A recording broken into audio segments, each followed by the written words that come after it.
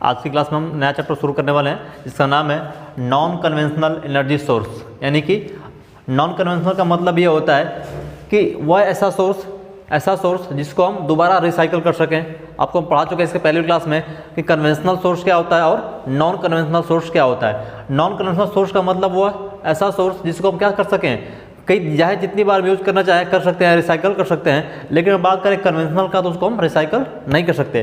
तो कहने का मतलब है कि जो हमारा नॉन कन्वेंशनल एनर्जी सोर्स है, इसके माध्यम से हम एनर्जी को कैसे जनरेट करेंगे, कैसे उत्पन्न करेंगे, उस विषय में हम यहाँ पे आज आपको पढ़ाएंगे। शुरू करते हैं टॉपिक को।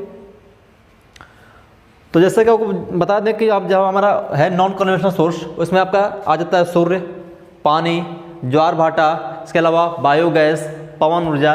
तो जितने आपके ये सब क्या हैं हमारे नॉन कन्वेंशनल यानी कि अपरंपरागत ऊर्जा के स्रोत हैं। अपरंपरागत कहने का मतलब यह कि ऐसा सोर्स जिसको हम चाहे जितनी बार यूज करना चाहें रिसाइकल कर सकते हैं, यूज कर सकते हैं। लेकिन हम बात करें कन्वेंशनल का तो उसको हम सिर्फ एक बार यूज कर सकते हैं, उसको दोबारा यूज नहीं कर सकते। कन्वेंशनल में क्या आता था आपका, कोयला आता था, इसके बाद गैस आती थी, द्रव में आपका पेट्रोल, डीजल, ये सब आपके कन्वेंशनल में आते थे। तो इसका एक और नाम है, आप जानते ही हैं, अपरंपरागत बोलते हैं नॉन कन्वेंशनल। इसका एक और नाम होता है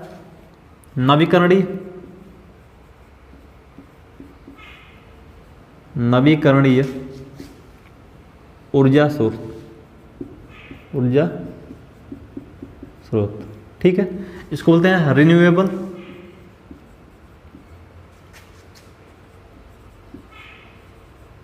रिन्यूएबल सोर्स। यानी कि ऐसा सोर्स जिसको हम रिन्यू कर सके, दोबारा रिसाइकिल कर सके, नया बना सकें, तो हमारा क्या होगा रिन्यूएबल, इसको हिंदी में कहते हैं नवीकरणीय ऊर्जा स्रोत, या फिर इसका एक और नाम है हमारा अपरंपरागत यानी कि नॉन कन्वेंशनल एनर्जी सोर्स। तो इसमें सबसे पहले हम बात करेंगे सोलर एनर्जी की। हम सूर्य के माध्यम से क्या करते हैं, ऊर्जा को जनरेट करते हैं। तो आप जानते हो कि जो सूर्य हमारा आज से हजारों वर्ष, लाखों वर्ष पहले से क्या कर रहा है, वो हमें एनर्जी प्रोड्यूस कर रहा है, एनर्जी दे रहा है। आने वाले टाइम में भी कई लाखों वर्षों तक हमें क्या होगा, ऊर्जा मिलती रहेगी सूर्य के माध्यम से। तो सूर्य से जो ऊर्जा मिलती है उसे हम क्या कहते हैं, उसे कहते हैं सोलर एनर्जी, सौर ऊर्जा कहते हैं। सूर्य से हमें जो ऊर्जा मिलती है उसे हम कहते हैं सौर ऊर्जा यानी कि सोलर एनर्जी करते हैं। अब उस सौर ऊर्जा को हम क्या करते हैं कि कई तरह से हम क्या करेंगे, उसको हम यांत्रिक ऊर्जा बदल सकते हैं। आप चाहो तो उसको इलेक्ट्रिकल एनर्जी बदल सकते हो, आप चाहो तो उसको जिस फॉर्म में बदलना चाहो बदल सकते हो, या फिर आप चाहो तो उसको डीसी के रूप में उसको एक जगह स्टोर कर सकते हो, इकट्ठा कर सकते हो। तो जितने भी तरीके से हम बिजली बना सकते हैं या एनर्जी को चेंज कर सकते हैं, क्योंकि आप जानते हो कि हमारा क्या है, जो भी हमारा एनर्जी है वो ना तो उसको हम ख़त्म कर सकते हैं और ना तो हम उसको जनरेट कर सकते हैं। सिर्फ क्या कर सकते हैं, एक एनर्जी का फॉर्म को दूसरे एनर्जी फॉर्म में हम चेंज कर सकते हैं, बदल सकते हैं। ठीक है, तो पहला हमारा है जैसे सौर ऊर्जा, ठीक, इसके बाद बायोगैस, इसके बाद है थर्ड पवन ऊर्जा, इसके बाद माइक्रो हाइडल, इसके बाद हमारा है ज्वारीय ऊर्जा। तो ये सारे के सारे हमारे क्या है, ये सारे के सारे हमारे नॉन कन्वेंशनल यानी कि अपरंपरागत ऊर्जा के स्रोत हैं, या फिर ये कह लीजिए नवीकरणीय ऊर्जा के स्रोत हैं, जिसको हम दोबारा से यूज कर सकते हैं एक बार यूज करने के बाद भी। ठीक, तो अब पहले हम शुरू करेंगे सौर ऊर्जा स्रोत, इसके बाद फिर बायोगैस, फिर पवन ऊर्जा, फिर माइक्रो हाइडल। तो यहाँ से पहले देख लेते हैं सौर ऊर्जा स्रोत क्या होता है। ठीक है, वही बात है, सूर्य ऊर्जा का एक विशाल स्रोत है, आप सब जानते हैं, क्योंकि सूर्य से जो एनर्जी मिलती है उसे हम क्या बोलेंगे, उसे बोलेंगे सोलर एनर्जी बोलेंगे, उसे बोलेंगे सोलर एनर्जी।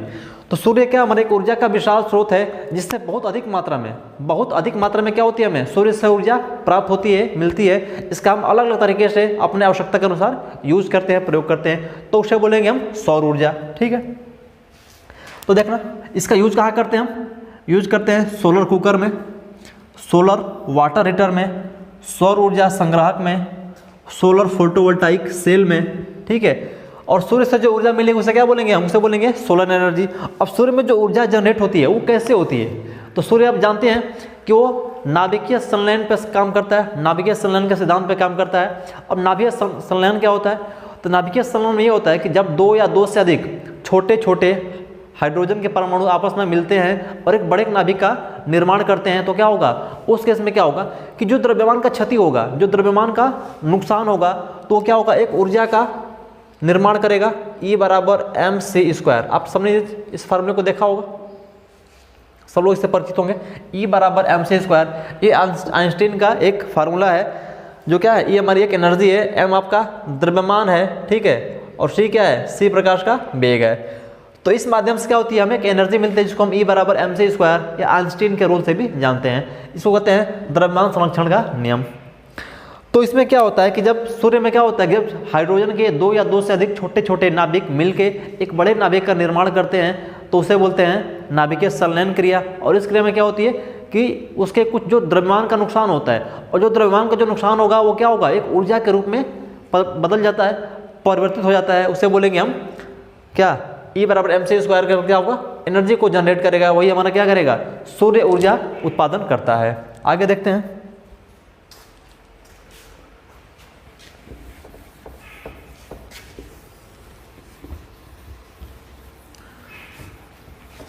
अब जानते हैं कि सूर्य के जो तापमान होता है बाहरी भाग का और आंतरिक भाग का, ये भी क्वेश्चन पूछा जाता है, तो नोट कर लेना। जो सूर्य है उसका जो बाहरी पृष्ठ का तापमान होगा, सूर्य के बाहरी भाग का, सूर्य का जो बाहरी भाग है उसका जो तापमान है कितना है, 6.2 इंटू 10⁻³ केल्विन, या फिर आप ये कह सकते हो 6000 केल्विन, अप्रॉक्स 6000 केल्विन होता है। सूर्य के जो बाहरी भाग का तापमान होता है वो कितना होता है, लगभग 6000 केल्विन होता है, ठीक है।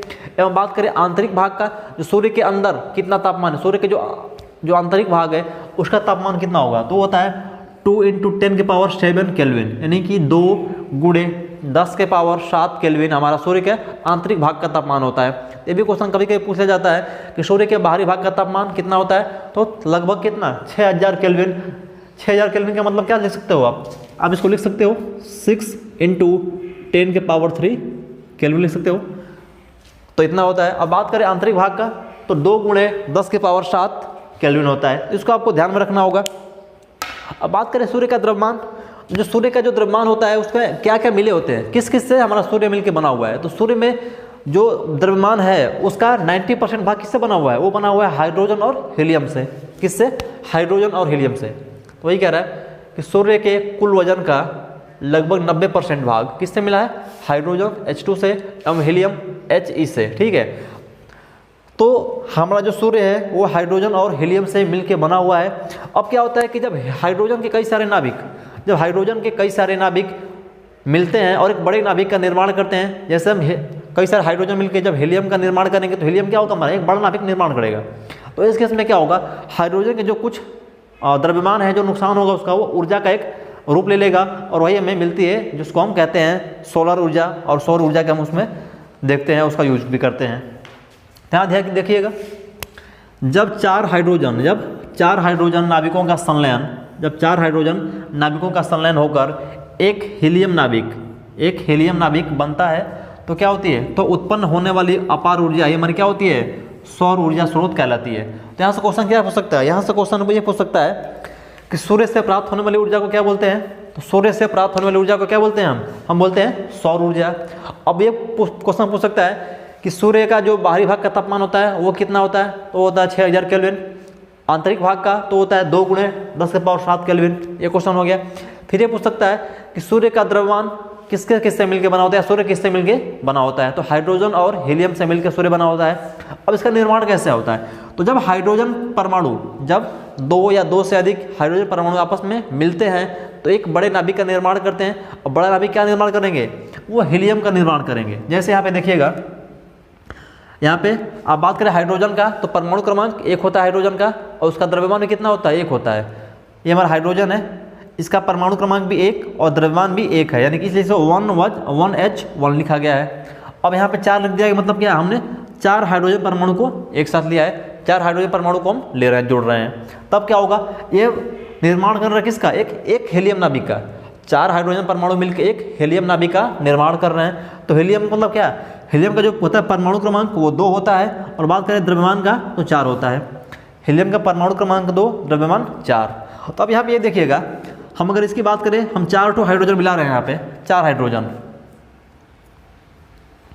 1H1 plus 1H1 plus 1H1 plus 1H1। हमने क्या किया, 1 2 3 4 हाइड्रोजन का निर्माण किया।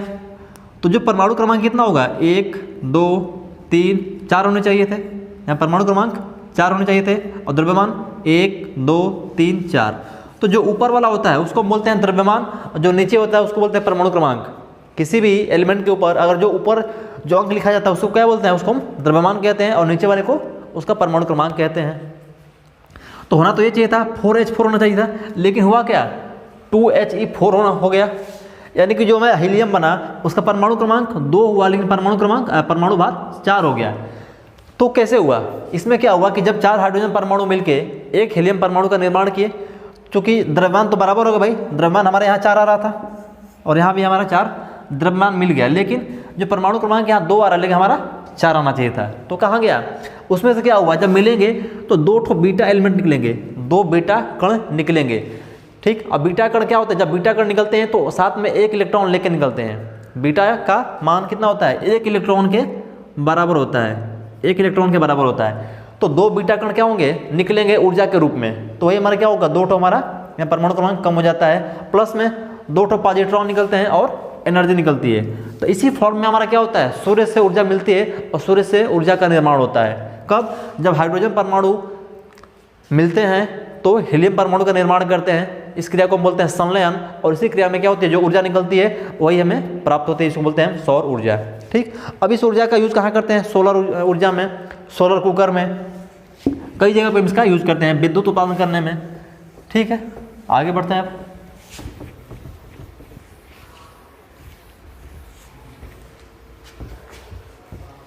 अब हमारा हेडिंग है पहला सोलर ऊर्जा के क्रम में आगे बढ़ते हुए सोलर सेल। तो सोलर सेल क्या है, सोलर सेल, तो सोलर सेल एक ऐसी युक्ति है जो क्या करती है, सौर ऊर्जा को विद्युत ऊर्जा में बदलती है, इसे बोलेंगे सोलर सेल। सेल क्या करता है, सेल ऊर्जा को एकत्र करता है ना। तो हम बात करें सोलर सेल का, सोलर सेल, तो सोलर सेल एक ऐसी युक्ति है जो सौर ऊर्जा को, जो सौर ऊर्जा मतलब क्या है, सूर्य से जो ऊर्जा मिल रही है उसे क्या बोलेंगे हम, सौर ऊर्जा बोलेंगे। तो सोलर सेल एक ऐसी युक्ति है जो क्या करती है, सौर ऊर्जा को विद्युत ऊर्जा में बदलती है, विद्युत ऊर्जा में परिवर्तित करती है। तो एक क्वेश्चन यहीं से बनता है कि सोलर सेल क्या काम करता है। तो सोलर सेल क्या करता है, सौर ऊर्जा को या सूर्य की ऊर्जा को विद्युत ऊर्जा में, इलेक्ट्रिकल एनर्जी में कन्वर्ट करता है। पहला काम हमारा ये हो गया। इसके बाद ये किस पे काम करता है, ये भी क्वेश्चन कई बार एग्जाम पूछा गया है कि जो सोलर सेल है वो किस पे काम करता है। तो ये काम करता है फोटोवोल्टाइक प्रभाव पर। जो हमारा सोलर सेल है, सोलर सेल फोटोवोल्टाइक सेल भी कहते हैं, सोलर सेल को हम फोटोवोल्टाइक सेल भी कहते हैं। क्यों, क्योंकि ये फोटोवोल्टाइक प्रभाव पर कार्य करता है।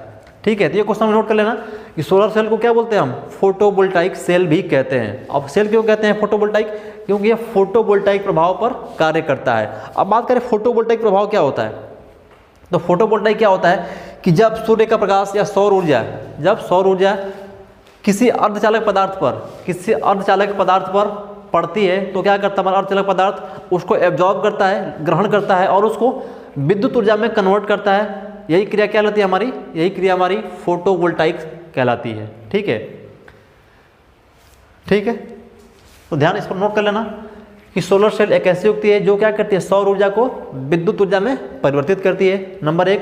नंबर 2 बात करें तो सोलर सेल को हम सोलर फोटोवोल्टाइक सेल भी कहते हैं। अब ये किससे बना होता है, तो यह बना होता है सिलिकॉन से। जो हमारे अर्धचालक पदार्थ होते हैं क्या, कौन कौन से, सिलिकॉन या फिर गैलियम आर्सेनाइड, जिसको हम दिखाते हैं GaS से, गैलियम आर्सेनाइड यानी कि GaS से निर्मित होती है। अब देखो क्या होता है कि सोलर सेल की संरचना इस प्रकार की जाती है कि क्या हो कि सूर्य की किरणें उसकी सतह पर सीधी आपतित हों तो अधिक मात्रा में क्या हो, अधिक मात्रा में धारा उत्पन्न करने हैं, तो हम सोलर सेल की जगह सतह का क्षेत्रफल अधिक रखा जाता है। तो ध्यान देना कि सोलर सेल हमारा काम करता है किस पे, फोटोवोल्टाइक प्रभाव पे काम करता है। और फोटोवोल्टाइक प्रभाव क्या होता है, जब सूर्य की किरणें किसी अर्धचालक प्लेट पर या पदार्थ पर गिरती हैं तो उनको एब्जॉर्ब करता है, इकट्ठा करता है और क्या करता है, उनको विद्युत धारा में या विद्युत ऊर्जा में बदलता है। तो यह क्रिया हमारी फोटोवोल्टाइक प्रभाव कहलाती है और सोलर सेल हमारा इसी पे काम करता है, इसलिए इसको हम सोलर सेल को फोटोवोल्टाइक सेल भी कहते हैं। अब इसको किसको बनाते हैं, तो जब बनाएंगे सोलर सेल का निर्माण करेंगे तो उसके लिए हम क्या करते हैं, अर्धचालक पदार्थ का यूज करते हैं, जैसे आपका सिलिकॉन हो गया या फिर गैलियम आर्सेनाइड हो गया। ठीक है, इस पॉइंट को नोट कर लेना। आगे बढ़ते हैं अब।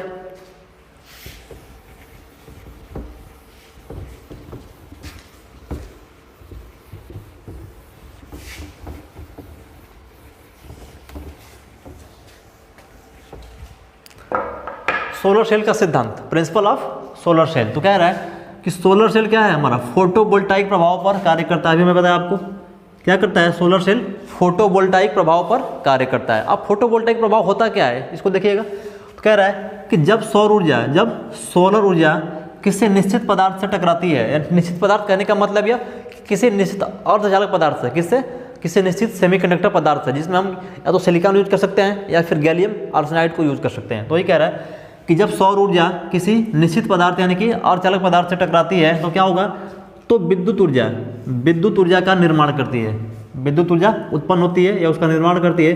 तो यह जो क्रिया होगी यही हमारी क्या होगी, यह जो प्रभाव होगा हमारा फोटोवोल्टाइक प्रभाव कहलाएगा।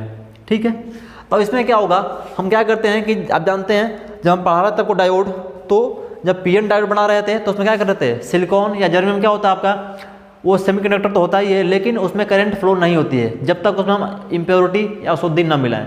तो किसी भी सिलिकॉन या जर्मेनियम में या गैलियम आर्सेनाइड में क्या करेंगे हम, अशुद्धि जब तक नहीं मिलाएंगे उसमें करंट का प्रवाह नहीं होगा।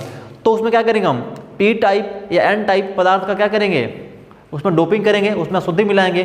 तब क्या होगा, उसमें जब डोपिंग की मात्रा बढ़ा देंगे तो करंट का प्रवाह होना आसानी से शुरू हो जाएगा। तो वही कह रहा है कि जब पी टाइप और एन टाइप अशुद्धि युक्त सिलिकॉन और चालक पदार्थों को कौन जब पी टाइप कहने का मतलब यह कि पी टाइप में क्या होगा, हम पी टाइप में क्या करेंगे, हम ट्राइवैलेंट अशुद्धि को मिलाएंगे। एन टाइप कहने का मतलब यह कि हम किसमें क्या करेंगे, पेंटावैलेंट टाइप अशुद्धि को मिला देंगे। तो अशुद्ध युक्त सिलिकॉन और चालक पदार्थ की क्या होते हैं, दो परत आपस में जुड़ते हैं, यानी कि पी टाइप और एन टाइप पदार्थ को हम जोड़ के क्या बनाएंगे, एक पीएन जंक्शन डायोड बनाएंगे, जो क्या होगी, जो हमारी एक डायोड बन जाएगी और क्या करेगी, वही हमारा काम करेगी फोटोवोल्टाइक सेल का। और क्या करेगी, वो सूर्य की ऊर्जा को एकत्र करेगी, इकट्ठा करेगी। उसी के अकॉर्डिंग क्या होगा, जब सूर्य का प्रकाश पड़ेंगी, इकट्ठा होगी तो क्या होगी, हमारी धारा प्रवाह होगी। यही हमारा फोटोवोल्टाइक सेल है। ध्यान देना यहाँ पे कैसे होगा, सब थोड़ा सा डायग्राम ऊपर कीजिएगा।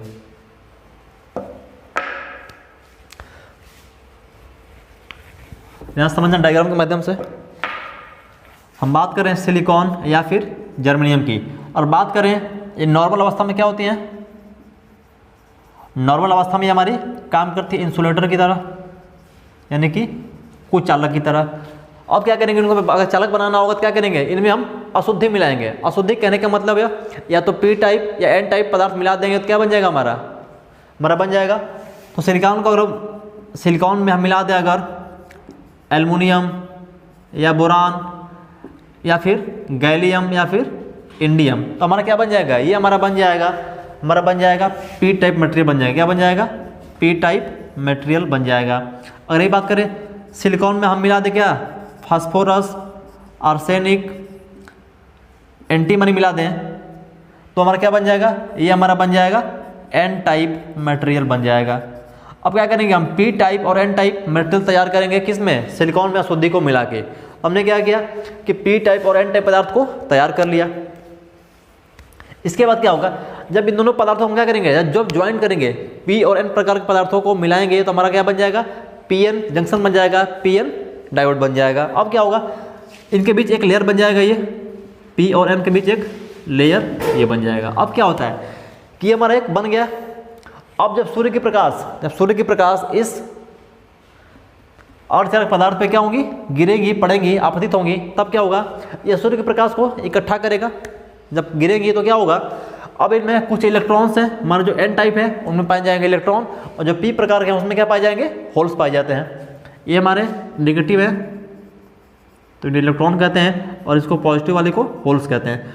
तो पी प्रकार के पदार्थ में होल मिलते हैं और एन प्रकार के पदार्थ में इलेक्ट्रॉन मिलते हैं। तो क्या होगा, जैसे सूर्य के प्रकाश इन पर पड़ेगी तो क्या होगा, इनमें इलेक्ट्रॉन और होल्स में डिफ्यूजन होगा। डिफ्यूजन कहने का मतलब यह कि जो इलेक्ट्रॉन है इस पर चार्ज नेगेटिव है तो ये प्लस की ओर जाने का प्रयास करेगा, और यहाँ होल्स है तो होल्स में प्लस का चिन्ह है, होल्स पे प्लस होता है तो यह माइनस की ओर जाने का प्रयास करेगा। क्योंकि आप जानते हो कि जो विपरीत चिन्ह होते हैं उनमें क्या होता है, आकर्षण का गुण होता है। तो प्लस जो हमारा होल्स है वो ऊपर की ओर यानी कि इस नेगेटिव की ओर जाना चाहेगा, ठीक है, और जो हमारा नेगेटिव है इन इलेक्ट्रॉन या इस प्लस की ओर आना चाहेगा। तब क्या होगा, इस क्रिया में जब इस लेयर को पार करेंगे, इस जो लेयर बना हुआ हमारा, इसको जब ये क्रॉस करेंगे डिफ्यूजन के माध्यम से, तब क्या होगा, हमारा इलेक्ट्रॉन आएगा पी की तरफ और हो जाएगा हमारा एन की तरफ। उस केस में क्या होगा, जब इलेक्ट्रॉन और होल्स का जब मूवमेंट होगा तब हमारी धारा बहना शुरू हो जाएगी। धारा किधर बहेगी, धारा बहती है किधर से, प्लस से माइनस की ओर, यानी कि इलेक्ट्रॉन के चलने के विपरीत दिशा में। तो देखो जो हमारी धारा होगी वो यहाँ प्लस से निकलेगी और कहाँ जाएगी, प्लस से निकल के माइनस में इंटर करेगी। तो इस प्रकार क्या होगा, इस प्रकार हमारा धारा बहना शुरू हो जाएगा। और आपको चेक करना है तो हमने एक बल्ब लगा दिया, अगर ये बल्ब जलेगा तो मतलब क्या समझ में आया कि हमने क्या किया कि सोलर एनर्जी को, सूर्य के ऊर्जा को हमने क्या किया, एक सेल के माध्यम से हमने क्या किया, धारा को जनरेट किया और बल्ब को जला लिया, यानी कि हमने सोलर ऊर्जा को, सौर ऊर्जा को विद्युत ऊर्जा में कन्वर्ट कर लिया इस प्रोसेस के माध्यम से। ठीक है, आगे बढ़ते हैं।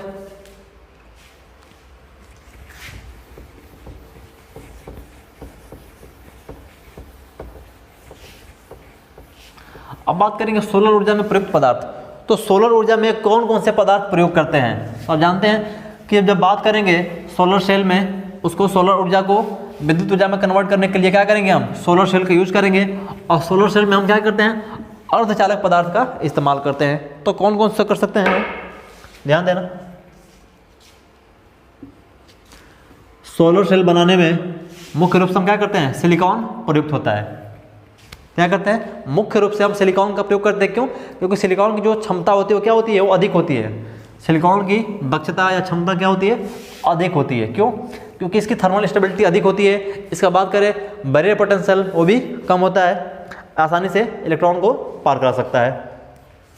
देखना, सोलर सेल बनाने के लिए अशुद्ध युक्त अर्धचालक पदार्थ की क्या करते हैं, हम पतली परत तैयार करते हैं, जैसे कैडमियम सिलिकॉन, गैलियम आर्सेनाइड, या फिर जिंक टेलोराइड, या फिर एल्युमिनियम एंटीनोइड प्रयोग करते हैं। ये सारे हमारे क्या हैं, अर्धचालक पदार्थ हैं, जो क्या करेंगे, जो सौर ऊर्जा को, सूर्य की ऊर्जा को एकत्र करेंगे और हमें विद्युत ऊर्जा उत्पन्न करेंगे, यानी कि सोलर एनर्जी को विद्युत ऊर्जा में कन्वर्ट करेंगे। ठीक है, अब देखते हैं सोलर फोटोवोल्टाइक सिस्टम क्या होता है। सोलर फोटोवोल्टाइक सिस्टम, तो ऐसा सिस्टम जिसमें क्या करें हम, ऐसा सिस्टम जिसमें सौर ऊर्जा को विद्युत ऊर्जा में परिवर्तित करके एक धारा उत्पन्न करें, उसे क्या बोलेंगे, उसे हम कहेंगे सोलर फोटोवोल्टाइक सिस्टम। सर थोड़ा सा ऊपर कीजिएगा।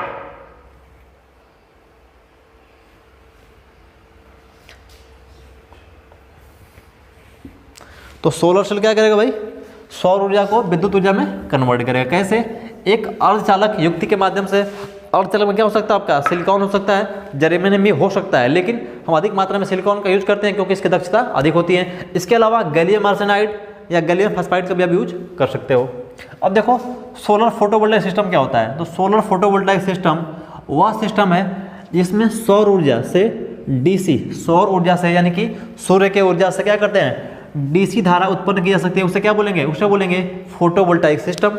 इसमें क्या होगा, इसके पश्चात क्या करेंगे, इस डीसी लोड द्वारा क्या करेंगे, विद्युत ऊर्जा को बैटरी में संग्रहित कर लिया जाता है, जिसे हम क्या बोलेंगे, सोलर सिस्टम बोलेंगे।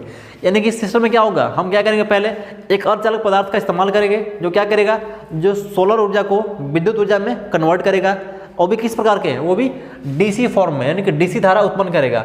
अब इस डीसी धारा से क्या करेंगे, हम इससे एक बैटरी को चार्ज करेंगे और बैटरी में धारा को, बैटरी में वोल्टेज को स्टोर करेंगे, और क्या होगी, वो हमारी जो पूरी सिस्टम होगी कि सूर्य की ऊर्जा को इकट्ठा करना, उसके बाद उसको डीसी में बदलना, डीसी में बदलने के बाद बैटरी को चार्ज करना, और बैटरी में क्या करना, बैटरी में एनर्जी को स्टोर करना, संग्रहित करना। ये जो पूरी सिस्टम है ये हमारी क्या कहलाएगी, फोटोवोल्टाइक सिस्टम कहलाती है। ठीक है, आगे बढ़ते हैं।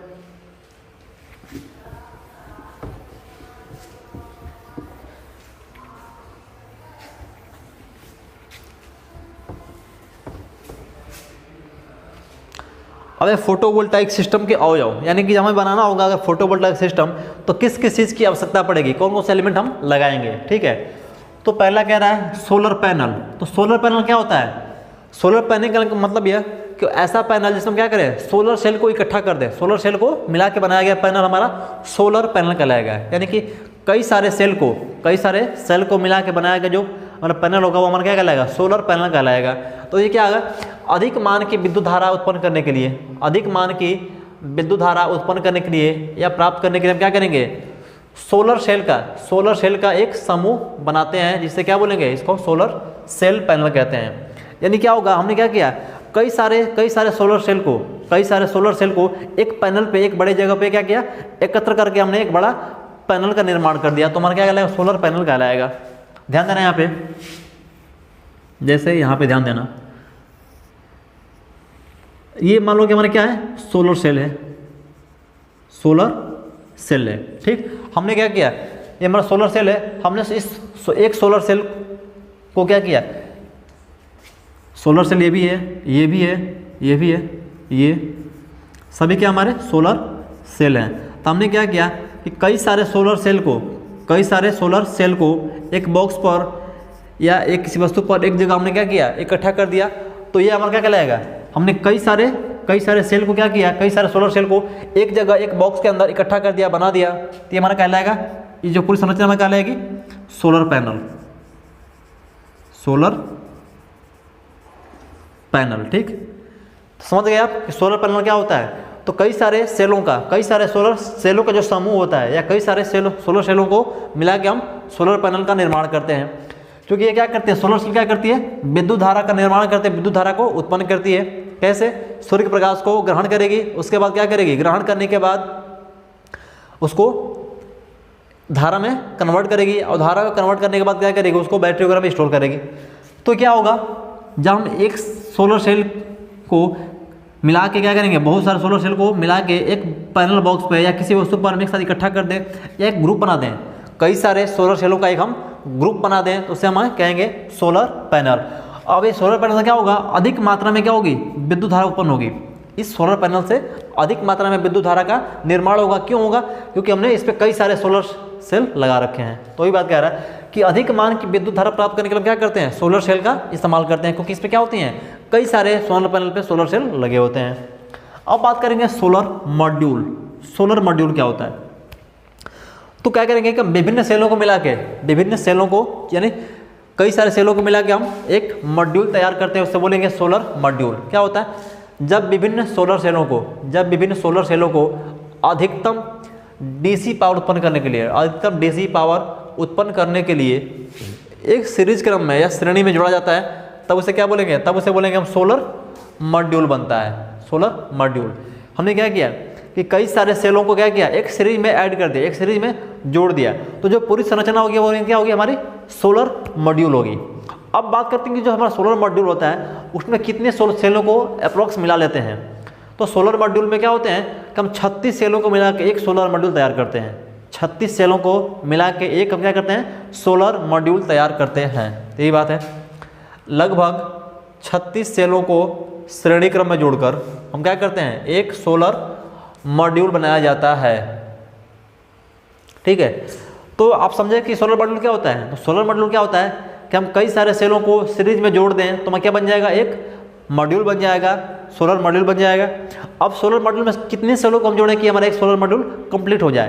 तो 36 सोलर सेलों को एक सीरीज में जोड़ दें तो हमारा क्या बन जाएगा, एक सोलर मॉड्यूल बन के तैयार हो जाएगा। ठीक है, अब इस सोलर मॉड्यूल को मिलाकर हम क्या बनाएंगे, हम पहले बना सकते हैं। अब ध्यान देना, जैसे आप मान लो कि इसमें ढेर सारे हैं, इसमें ढेर सारे सेल लगे हुए हैं, तो ये हमारा एक मॉड्यूल हो गया, ये हमारा एक मॉड्यूल हो गया, ये हमारा एक मॉड्यूल हो गया, ये हमारा एक और ये हमारा एक हो गया। तो हम सभी मॉड्यूलों को अगर मिला दें तब भी हमारा क्या बन जाएगा, एक पैनल का निर्माण हो जाएगा। तो क्वेश्चन यहाँ से आता है कि कितने सेलों को मिला के हम क्या करते हैं, सोलर मॉड्यूल तैयार करते हैं। तो 36 सेलों को श्रेणी में जोड़कर, 36 सेलों को सीरीज में जोड़कर हम क्या करते हैं, सोलर मॉड्यूल तैयार करते हैं। क्लियर बात है। अब सोलर मॉड्यूल कैसे तैयार करते हैं, तो कई सारे सेलों को हम जोड़ के सीरीज में तैयार करते हैं। और सबसे छोटा क्या होता है, सबसे छोटा होता है हमारा सेल, सबसे छोटा सेल, सेल के बाद क्या होता है, सोलर मॉड्यूल, सोलर मॉड्यूल के बाद पैनल। ठीक है, आगे चलते हैं।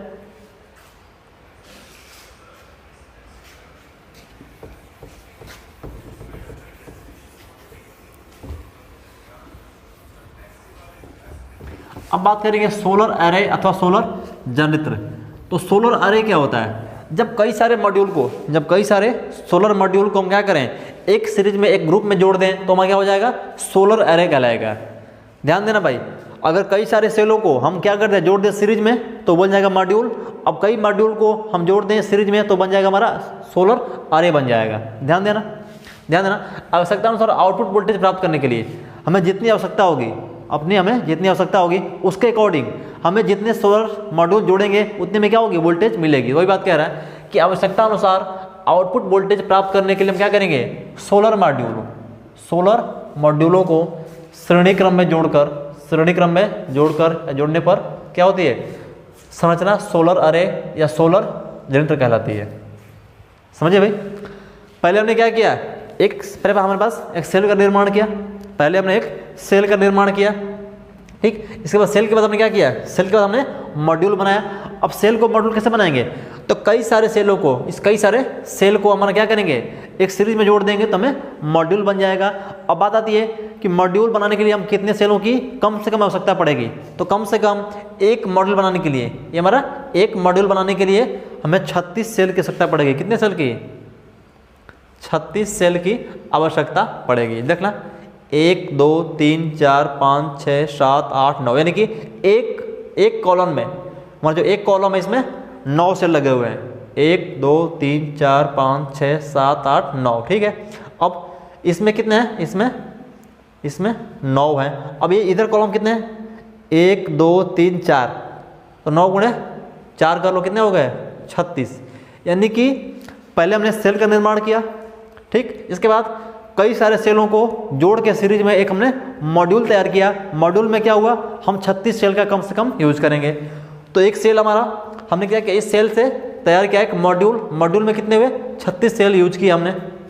इसके बाद अब कई सारे मॉड्यूल को एक साथ मिलाएंगे, कई सारे मॉड्यूल को मिलाएंगे सीरीज में, तो क्या बन जाएगा हमारा बन जाएगा सोलर अरे बन जाएगा, ठीक। तो देखना ये हमारा एक मॉड्यूल हो गया, ये दूसरा मॉड्यूल हो गया, ये हमारा तीसरा मॉड्यूल, ये चौथा मॉड्यूल, ये पांचवा और ये छठवां। हमने क्या किया कि 6 मॉड्यूल को मिला दिया, तो ये हमारा क्या बन गया, ये हमारा बन गया सोलर अरे बन गया। ये बात है समझ में।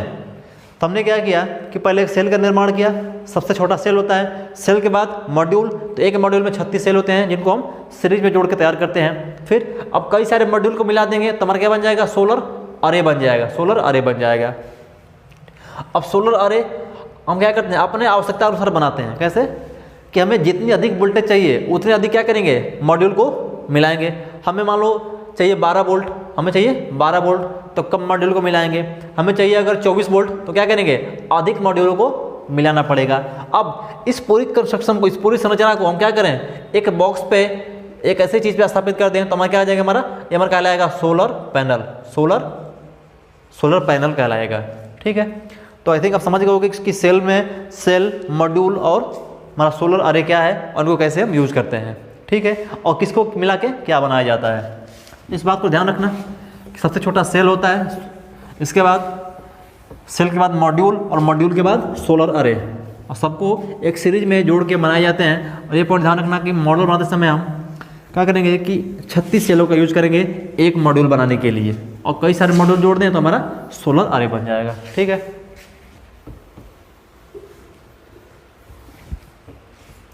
आगे बढ़ते हैं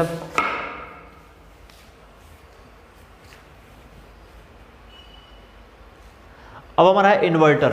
तो आप जानते हो इन्वर्टर क्या करता है, इन्वर्टर हमारा डीसी को एसी में कन्वर्ट करता है। तो हम क्या करेंगे कि जो सेल हमने बना रखा है सोलर सेल, वो क्या करेगा, वो सूर्य की ऊर्जा को एक्सेप्ट करेगा, ग्रहण करेगा। उसके बाद क्या करेगा, एक डीसी धारा उत्पन्न करेगा, डीसी करंट जनरेट करेगा। उस डीसी करंट को क्या करेंगे हम, उस डीसी करंट को एक चार्जर के माध्यम से बैटरी में स्टोर करेंगे, बैटरी को चार्ज करेंगे और बैटरी में उसको हम स्टोर कर लेंगे। इसके बाद जब हमें आवश्यकता होगी तो हमें मान लो कि डीसी ना होके डीसी की जगह में एसी की आवश्यकता है, तो क्या करेंगे, उसके लिए हमने इन्वर्टर का इस्तेमाल किया। अब क्या करेगा, जो बैटरी में हम डीसी स्टोर कर रखे हैं उसको क्या करेगा, या उस डीसी को एसी में कन्वर्ट करेगा और हमें आउटपुट में देगा। तो वही काम हमारा इन्वर्टर का क्या कहता है, इन्वर्टर सोलर फोटोवोल्टाइक सिस्टम का एक महत्वपूर्ण उपकरण है जो क्या करेगा, जो डीसी इनपुट को एसी आउटपुट में परिवर्तित करता है, हमारा जो इन्वर्टर कहलाता है, ठीक है। अब बात करेंगे ब्लॉकिंग डायोड क्या होता है। तो ब्लॉकिंग डायोड क्या होता है कि सोलर सेल में रिवर्स करंट को रोकने के लिए, रिवर्स करंट को ब्लॉक करने के लिए हम जो डायोड यूज करेंगे वो हमारा कहलाएगा ब्लॉकिंग डायोड। तो ये कह रहा है कि ब्लॉकिंग डायोड क्या होता है, तो फोटोवोल्टाइक सेल में या सोलर सेल में, देखना फोटोवोल्टाइक परिपथ कह लो या फिर फोटोवोल्टाइक सेल कह लो, कोई दिक्कत नहीं है। फोटोवोल्टाइक परिपथ में उत्क्रम प्रवाह यानी कि रिवर्स करंट को बहने से रोकने के लिए, रिवर्स करंट को रोकने के लिए हम क्या करेंगे, एक डायोड का इस्तेमाल करते हैं। रोकने के लिए एक डायोड का इस्तेमाल करते हैं, डायोड प्रयोग करते हैं, जिसे हम क्या बोलते हैं, जिसे हम ब्लॉकिंग डायोड या फिर बाईपास डायोड भी आप कह सकते हो, ब्लॉकिंग या बाईपास डायोड कहते हैं। तो फोटोवोल्टाइक परिपथ में या फोटोवोल्टाइक सेल में रिवर्स करंट को बहने को रोकने के लिए हम क्या करेंगे, एक डायोड का इस्तेमाल करेंगे, जिसे बोलेंगे ब्लॉकिंग या फिर बाईपास डायोड, जो रिवर्स करंट को नहीं फ्लो होने देगा। इसका फायदा क्या होगा, इसमें लॉसेस कम होगा, हीट कम जनरेट होगा और हमारा सेल दक्षतापूर्वक सही से वर्क करेगा। आगे बढ़ते हैं आप।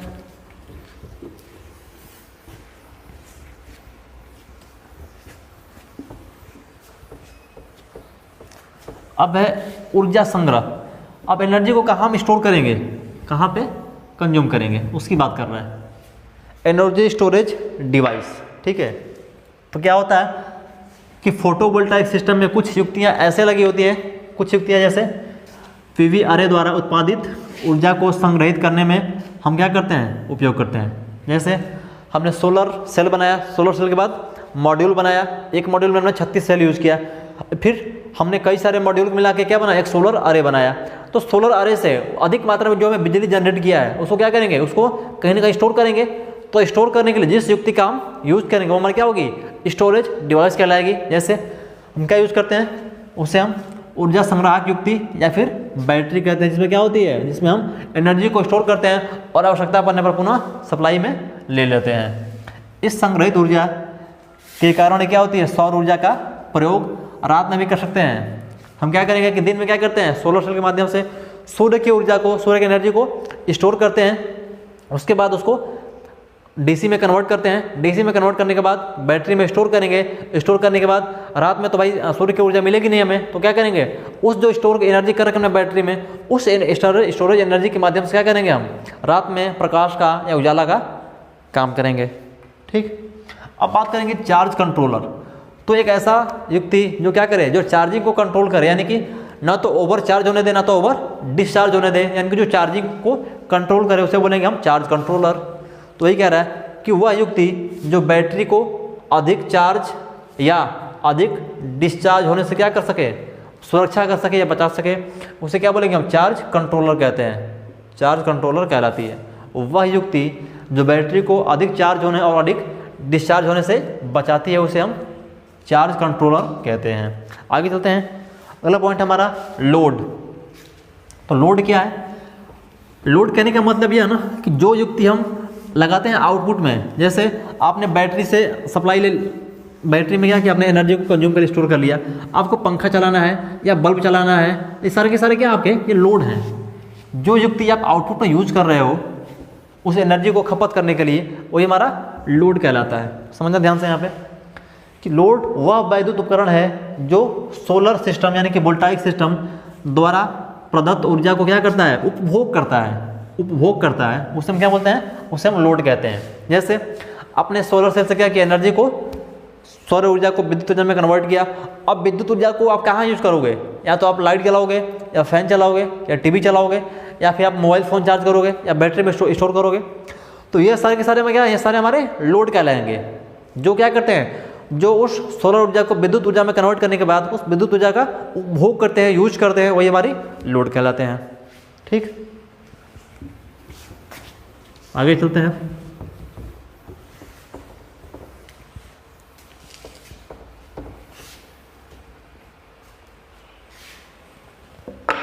अब बात करेंगे सोलर पैनल। तो क्या सोलर पैनल क्या होता है, मैं बताया था शुरू में ही कि जब कई सारे मॉड्यूल और कई सारे सोलर अर्रे को हम एक साथ एक पैनल पर स्थापित कर दें तो पूरा हमारा जो कंस्ट्रक्शन है वो हमारा सोलर पैनल कहलाएगा। तो क्या है, एक सोलर पैनल सेल बड़ी संख्या में क्या होती हैं, सेलों का एक निश्चित प्रतिरूप होता है। सोलर सेल पे क्या होगा, सोलर सेल पे अधिक मात्रा में एक सेलों का एक ग्रुप होगा, सेलों का एक बहुत बड़ा ग्रुप जो होगा हमने एक जगह स्थापित कर रखा है वो हमारा सोलर सेल कहलाएगा। तो वही कहला व्यवस्थित क्या जाता है, तो सोलर सेल पैनल एक और सामान्य सेल की तुलना में विद्युत ऊर्जा अधिक प्रदान करता है। ठीक है भाई, ध्यान देना आप। ये हमारा एक सेल है, ठीक, और ये हमारा एक सोलर पैनल है जिसपे क्या है, जिसपे कई सारे सेल लगे हुए हैं, जिसपे कई सारे सेल लगे हुए हैं। तो ये हमारा क्या है, ये हमारा है सोलर पैनल, सोलर पैनल। तो वही कह रहा है कि एक सोलर पैनल में बड़ी संख्या में सेलों का एक निश्चित ग्रुप होता है। एक सोलर पैनल में बड़ी संख्या में ये सेल है, तो सेलों का एक ग्रुप होता है, जिसे क्या बोलेंगे, जिसे आप बोलेंगे सोलर पैनल कहते हैं। और क्या करेगा, यह नॉर्मल सेल की तुलना में अधिक मात्रा में ऊर्जा को जनरेट करेगा। तो भाई हमने कई सेल यूज कर रखा है, तो अधिक मात्रा में ऊर्जा मिलेगी ही मिलेगी, सिंपल सी बात है। तो ये बात कह रहे हैं यहाँ पे। अब इसका प्रिंसिपल क्या कह रहा है कि सोलर पैनल फोटोवोल्टाइक प्रभाव पर ही कार्य करता है। सिंपल सी बात है, आप शुरू से पढ़ते आ रहे हो कि जो हमारा सोलर सेल है किस पे काम करता है, वो काम करता है फोटोवोल्टाइक सेल पे। तो सिंपल सी बात है कि जब सोलर सेल हमारा काम कर रहा है फोटोवोल्टाइक सेल पे, तो सोलर पैनल भी क्या करेगा, फोटोवोल्टाइक सेल पे तो काम करेगा, क्योंकि जो हमारा सोलर सेल है वह उसी से निर्माण हमारा सोलर पैनल हुआ है। जो सोलर पैनल है किस पे काम करेगा, फोटोवोल्टाइक प्रभाव पर ही कार्य करता है। क्यों, क्योंकि सोलर सेल से मिल के बना हुआ है, और हमारा जो सोलर सेल है वो भी फोटोवोल्टाइक प्रभाव पर ही कार्य करता है, उन्हीं का एक ग्रुप है। ठीक, क्या होगा, जब सौर ऊर्जा को किसी निश्चित पदार्थ से टकराती है तो क्या होगी, विद्युत ऊर्जा उत्पन्न होती है, और यही क्रिया हमारी क्या होती है, यही सिद्धांत हमारा कहलाता है फोटोवोल्टाइक प्रभाव, और जो एक सेल के समान होता है। ठीक है, आगे बढ़ते हैं।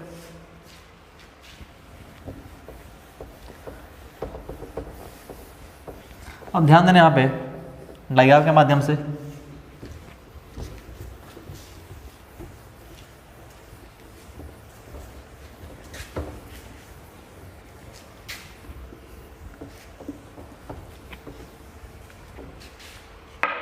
ये हमारा सूर्य है भाई, इससे ये प्रकाश निकल रहा है। ठीक, हमने एक सोलर पैनल तैयार किया है। सोलर पैनल में क्या होगा, कई सारे सेलों का एक ग्रुप होगा, कई सारे सेलों को मिला के हमने एक सोलर पैनल तैयार किया है। अब इसको तैयार करने से पहले हम क्या करेंगे, कई सारे सेलों का एक ग्रुप बनाएंगे जिससे हम मॉड्यूल कहेंगे। मॉड्यूल को मिला के हम क्या बनाएंगे, एरे बनाएंगे, और एरो को मिला के हम क्या बनाएंगे, पैनल बनाएंगे। ठीक, तो हमने क्या किया कि कई सारे सेलों का एक ग्रुप तैयार किया और एक जगह स्थापित कर दिया, तो हमारा कहलाएगा सोलर पैनल।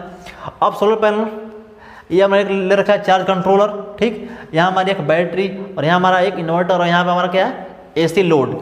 देखो लोड क्या होता है, लोड का मतलब कि आपका जो पंखा है एक लोड है, लाइट एक लोड है। आप जो आउटपुट पे जो डिवाइस लगा रहे हो उस एनर्जी को यूज करने के लिए, उपभोग करने के लिए हमारा लोड कहलाता है। जब सूर्य की प्रकाश यहाँ पड़ेगी इस सोलर पैनल पे, इस सोलर पैनल पे क्या होगा, सूर्य की प्रकाश पड़ेगी, तो जो सूर्य के प्रकाश निकलते हैं ना, तो इनमें जो ऊर्जा होती है, इनमें जो ऊर्जा होती है उसे क्या बोलते हैं, उसे बोलते हैं फोटॉन, उसे बोलते हैं फोटॉन। सूर्य से जब ऊर्जा मिलती है उसे हम फोटॉन कहते हैं, यानी कि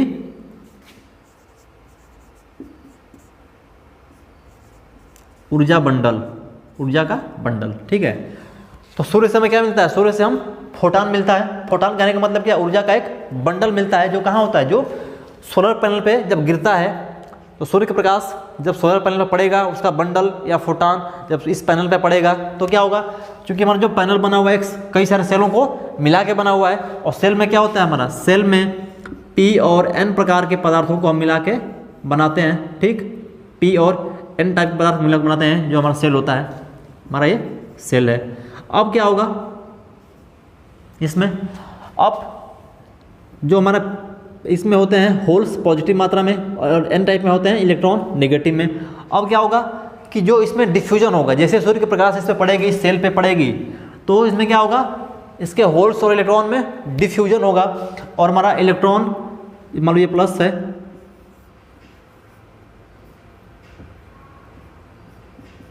तो इलेक्ट्रॉन क्या होगा, इलेक्ट्रॉन जाना चाहेगा इस प्लस की ओर, जो यहाँ पे इलेक्ट्रॉन है, इलेक्ट्रॉन हमारा इस प्लस की ओर जाना क्या चाहेगा, और जो हमारा होल्स है प्लस, ये माइनस की ओर जाना चाहेगा।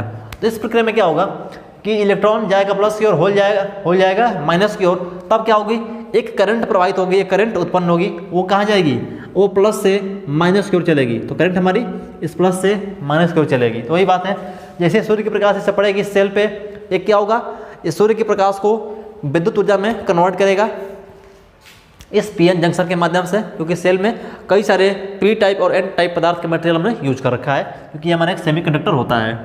अब यहाँ से प्लस और माइनस करंट निकली यहाँ से।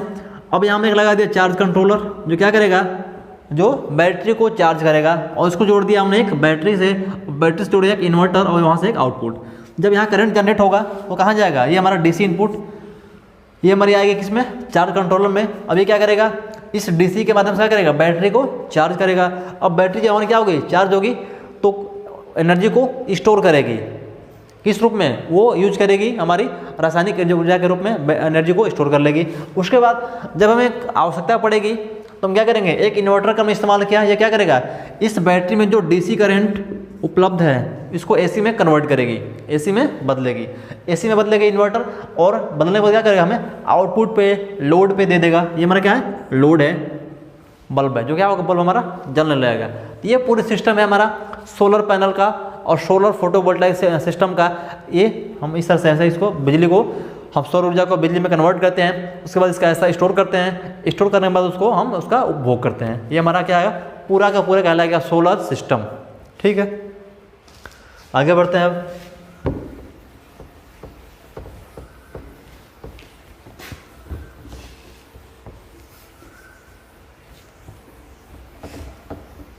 बात करेंगे सोलर नियतांक।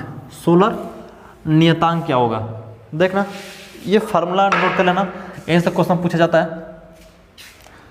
सोलर नियतांक तो कह रहा है कि आपतित सौर ऊर्जा बटा में क्षेत्रफल इंटू समय, यानी कि हमने जो सोलर पैनल ये यूज किया था, हमने जो सोलर पैनल ये यूज किया था, इसका क्षेत्रफल कितना बड़ा था, इसका क्षेत्रफल कितना था, और इस पर कितनी प्रकाश पड़ रही थी और कितने टाइम तक पड़ी, उस पर हमारा ये डिपेंड करता है क्या, सोलर नियतांक। देखो ये हमारी क्या है, ये हमारी जो सूर्य की प्रकाश है, ये हमारी क्या है, ये हमारी जो सूर्य की जो प्रकाश है, जो इस पे क्या हो रही है, आपतित हो रही है, सेल पे पड़ रही है। तो ये कह रहा है कि आपतित सौर ऊर्जा, यानी कि इस पैनल पर कितनी सूर्य की प्रकाश आपतित हो रही है, पड़ रही है, उस पर डिपेंड करेगा। प्लस इस सेल का एरिया कितना है, इस सेल का क्षेत्रफल कितना है, ये बात कर रहा है। ठीक है, इसके बाद टाइम, कि कितने समय तक इस पे प्रकाश पड़ी है, 2 घंटे पड़ी है, 4 घंटे पड़ी है, या 8 घंटे या 10 घंटे या 12 घंटे। तो जितनी अधिक मात्रा में प्रकाश पड़ेगी, इसका एरिया जितना अधिक होगा, जितने टाइम तक अधिक प्रकाश पड़ेगी, उसका क्या होगा, उसकी कैपेसिटी उतनी ही अधिक होगी, अधिक मात्रा में ऊर्जा का वो उत्पादन करेगा। तो करके सोलर नियतांक क्या होगा कि आपतित सौर ऊर्जा, यानी कि सौर ऊर्जा कितनी हमारे सेल पे पड़ रही है, बटा में क्षेत्रफल गुणे समय, यानी कि उस प्लेट का, सौर प्लेट का क्षेत्रफल कितना है और कितने टाइम तक सौर ऊर्जा हमारे उस पर पड़ी है। तो इस पूरा प्रश्न हमारा क्या कहलाएगा, हमारा कहलाएगा सोलर नियतांक। अब मात्रक क्या होगा, हम देखो सौर ऊर्जा का मात्रक क्या होगा भाई, जूल, क्योंकि आप जानते हो ऊर्जा का जो बेसिक यूनिट है वो क्या होता है, ऊर्जा का मात्रक जूल होता है। तो कोई भी ऊर्जा हो उसका मात्रक जूल होना ही होना है। तो सौर ऊर्जा का मात्रक जूल हो गया, क्षेत्रफल का मात्रक मीटर स्क्वायर, समय का मात्रक सेकंड। तो जूल प्रति मीटर स्क्वायर सेकंड, इसको आप नोट डाउन कर लेना। या फिर जूल प्रति सेकंड का मतलब क्या होता है भाई, आपने फार्मूला पढ़ा होगा, P बराबर W/T।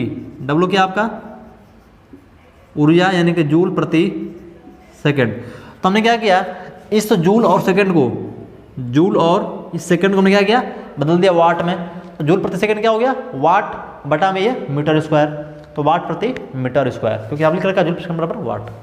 तो दोनों मात्रक ध्यान रखना, क्या होगा, एक मात्रक जूल प्रति मीटर स्क्वायर इंटू सेकेंड, या फिर जूल प्रति सेकंड को हमने कह दिया वाट में, वाट बराबर वाट बटा में मीटर स्क्वायर। इसको भी आप याद कर लेना। तो इसका फार्मूला और इसका यूनिट आप ध्यान में रखना। ठीक है, आगे बढ़ते हैं।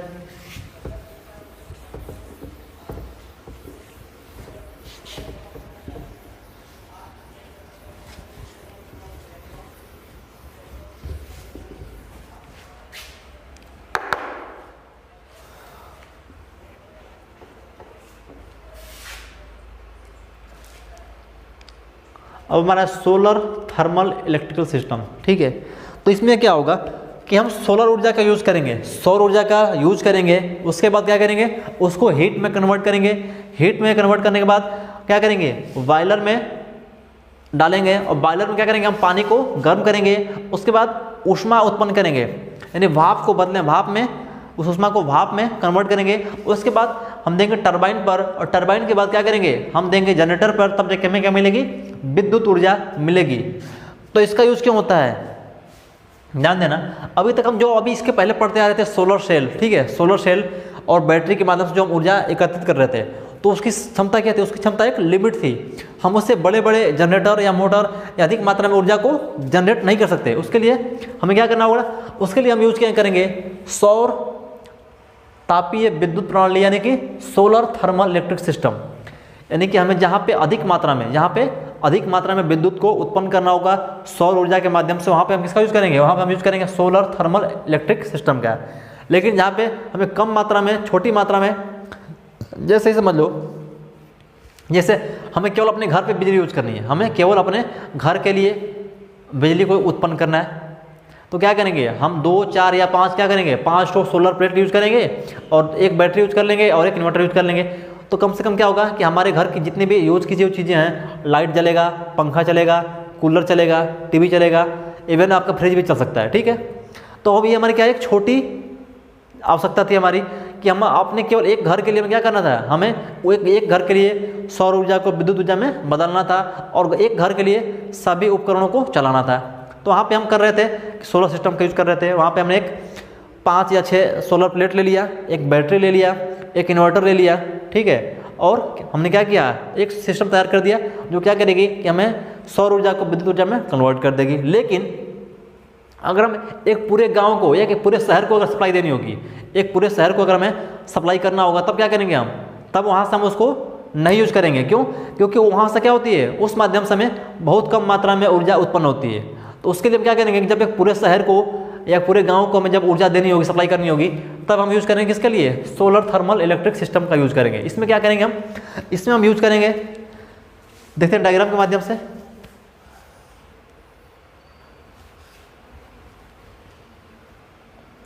देखना है हम क्या कहो, ये हमारा सूर्य है, यहाँ से जो हमें ऊर्जा मिलेगी कि सौर ऊर्जा, यहाँ पे हम लगा रखे हैं क्या, यहाँ पे हम लगा रखे हैं सोलर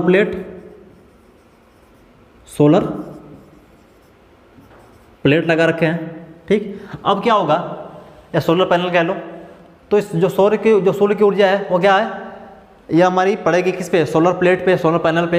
अब सोलर पैनल क्या करेगा हमारा, इस सूर्य की ऊर्जा को यानी कि सौर ऊर्जा को क्या करेगा, विद्युत ऊर्जा में कन्वर्ट करेगा, इसके बाद कन्वर्ट करने के बाद ये किसको देगा, एक देगा कलेक्टर को, किसको, संग्राहक को। तो कलेक्टर में क्या क्या चीज़ें होंगी, कलेक्टर में हमारा क्या होगा, कलेक्टर में हमारा एक हीटिंग एलिमेंट होगा, हीटिंग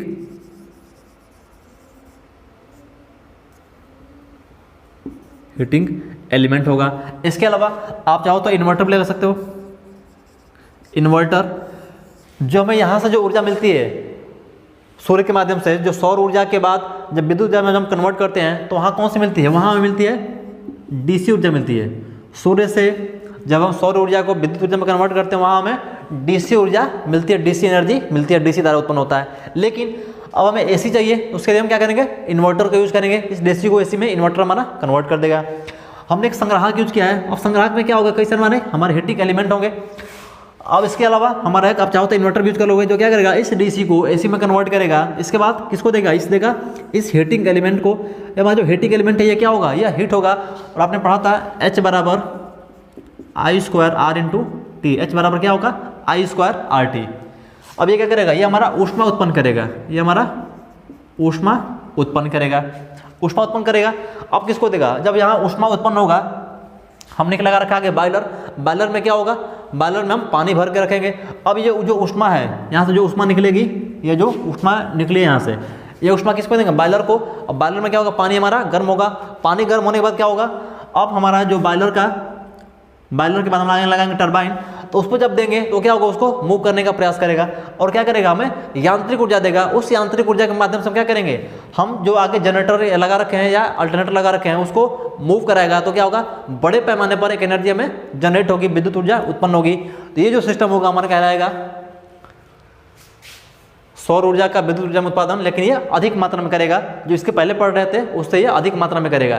जो ये हमारा पूरा सिस्टम होगा कहलाएगा क्या, सोलर थर्मल इलेक्ट्रिसिटी। क्योंकि हमने क्या किया, एक सौर ऊर्जा को, इस सूर्य की ऊर्जा को हमने क्या किया, थर्मल में, ताप में कन्वर्ट किया।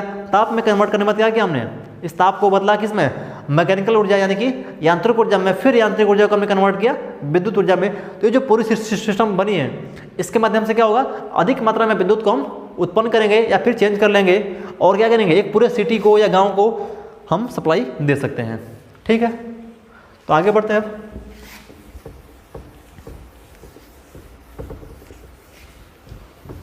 अब बात करते हैं सौर ऊर्जा के क्या लाभ हैं।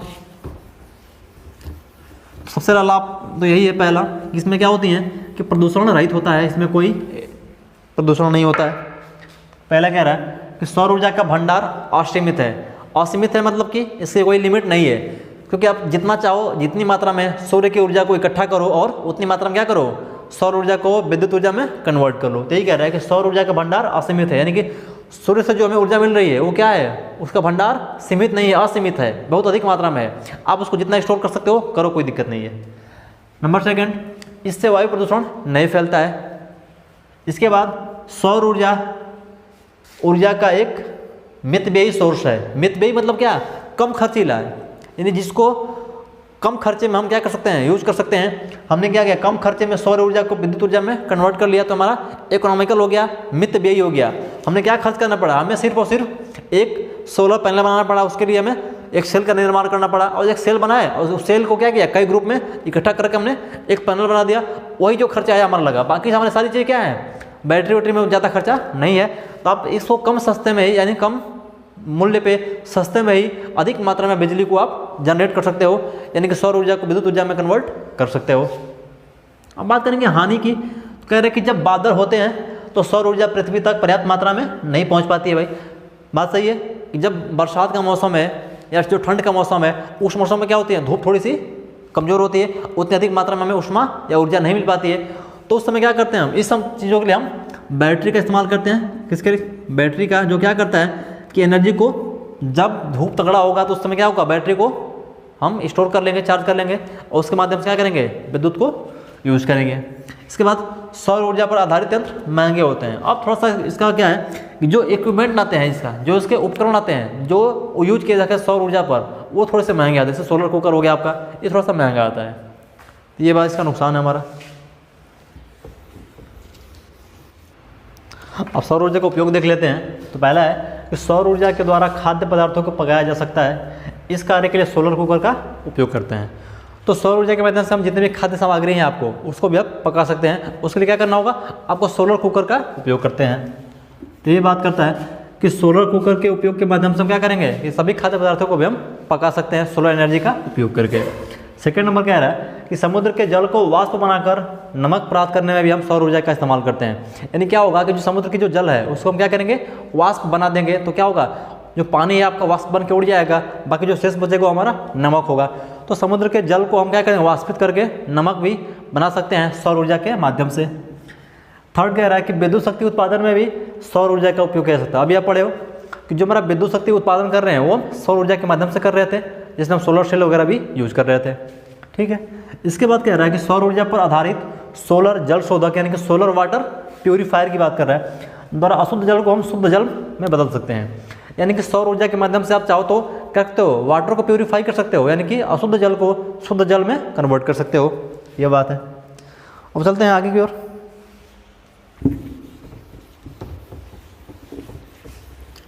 अगला हमारा बायोगैस स्रोत, बायोगैस ऊर्जा के स्रोत। तो बायोगैस के क्या क्या स्रोत हैं ऊर्जा के, जैसे आपका गोबर हो गया या फिर जितने भी आपकी कार्बनिक पदार्थ हैं। कार्बनिक पदार्थ कहने का मतलब आपका गन्ने की खोई हो गई, या फिर खेत में जो डंठल पड़े रहते हैं, चावल या गेहूं के जो डंठल पड़े रहते हैं उसको आप सड़ा के गला के आप बायोगैस तैयार कर सकते हो। या फिर इसके अलावा जो भी आपके कार्बनिक पदार्थ है, जैसे आपकी पत्ती हो गई पेड़ की, या फिर किसी भी चीज़ का छाल हो गया पेड़ के पौधे का, सब चीज़ों का, तो उसको हम क्या करेंगे, उसको हम किसी एक डाइजेस्टर में सड़ा के गला के हम क्या करेंगे, बायोगैस का निर्माण करते हैं। तो हमारा क्या होगा, बायोगैस उत्पन्न हो जाएगा। तो ये कह रहा है कि कार्बनिक पदार्थों द्वारा उत्पन्न की जाने वाली ऊर्जा को बायोगैस ऊर्जा कहते हैं। और गैस को हम क्या करते हैं, या कार्बनिक पदार्थ को हम बायोमास भी कहते हैं। इस कार्बनिक पदार्थ को हम बायोमास भी कहा जाता है, जो किससे होती है, जो वृक्षों या पशुओं से प्राप्त होते हैं। वृक्ष एवं पशुओं से प्राप्त होते हैं। पशु का मतलब कि जो उनके गोबर वगैरह होते हैं, या फिर जो वृक्षों के जो पत्तियाँ या छाल होते हैं, उनसे हम भी इसका क्या करते हैं, बायोमास तैयार करते हैं। उनको सड़ा के गला के हम बायोगैस तैयार करते हैं। ठीक है, तो आगे चलते हैं। अब बात करेंगे बायोगैस के मुख्य भाग क्या क्या हैं। हम बायोगैस जो संयंत्र बनाएंगे तो किस किस उपयंत्र का यूज़ करेंगे, क्या क्या सामान हमें चाहिए और क्या क्या बनाएंगे उसको कंप्लीट करने के लिए। तो पहले कह रहा है बेस फाउंडेशन। तो बायोगैस संयंत्र बनाने के लिए हम क्या करेंगे, आधार को डाइजेस्टर से भरी हुई स्लरी का भार सहना होता है। यानी कि हम एक फाउंडेशन तैयार करेंगे, एक बेस तैयार करेंगे, जिस पे क्या होगा, जिस पे हम डाइजेस्टर को स्थापित करेंगे। एक बेस का निर्माण करेंगे, फाउंडेशन का निर्माण करेंगे। उस फाउंडेशन के ऊपर क्या करेंगे, हम डाइजेस्टर का निर्माण करेंगे। डाइजेस्टर कहने का मतलब ये हुआ कि जिस पात्र में, जिस बर्तन में या जिस स्थान पर हम क्या करेंगे, हम कार्बनिक पदार्थों को सड़ाएंगे गलाएंगे, वो हमारा कहता है, वो हमारा डाइजेस्टर कहलाता है। तो जो हमारा बेस है, फाउंडेशन है, वो ऐसा होना चाहिए कि जो डाइजेस्टर है उसका भार को कह सके, उसके भार को आसानी से वो सहन कर सके। उससे हम बोलेंगे फाउंडेशन। और फाउंडेशन हमारा क्या होता है, ईंट, कंक्रीट, पत्थर और बालू को मिला के हम क्या करते हैं, फाउंडेशन को तैयार करते हैं। इसके बाद कह रहा है डाइजेस्टर। तो डाइजेस्टर क्या होता है, डाइजेस्टर को भी हम सीमेंट, कंक्रीट, ईंट, बालू, पत्थर को मिला के तैयार करते हैं। और इसमें क्या होती है कि इसमें जो भी हमारी कार्बनिक पदार्थ होती हैं उसको हम इसमें इकट्ठा करते हैं और इसमें सड़ने गलने के लिए छोड़ देते हैं। अब डाइजेस्टर में क्या करते हैं हम, जैसे आपका पशु हो गए तो उनके गोबर और पानी का हम क्या करते हैं, मिश्रण तैयार करते हैं। उस मिश्रण को इस डाइजेस्टर में क्या करते हैं, डाल देते हैं और वो सड़ने गलने के लिए छोड़ देते हैं। अब जब क्या होगा, जब सड़ेगा गलेगा तो एक गैस का निर्माण करेगा, इसे बोलेंगे बायोगैस। ठीक है, तो जो हमारा जो डाइजेस्टर है ये बना होता है किसका, सीमेंट, कंक्रीट आदि से निर्मित होता है। और ये बेलनाकार आकृति की होती है। क्या होती है, बेलनाकार आकृति होती है। हम बात करें तो गांव घर में हम क्या करते हैं, कुआं खोद देते हैं और कुएं में क्या करते हैं, उसमें सीमेंट गिट्टी का नीचे ढलिया कर देते हैं, ऊपर से हम क्या करते हैं, उसमें जो हमारे गोबर हैं, पानी है, उनको मिक्सर उसमें डाल देते हैं। उसके बाद उसको एक प्लेट से, ढक्कन से ढक देते हैं। तो हमारा क्या हो गया, वही हमारा डाइजेस्टर कहलाता है। ठीक, आगे चलते हैं।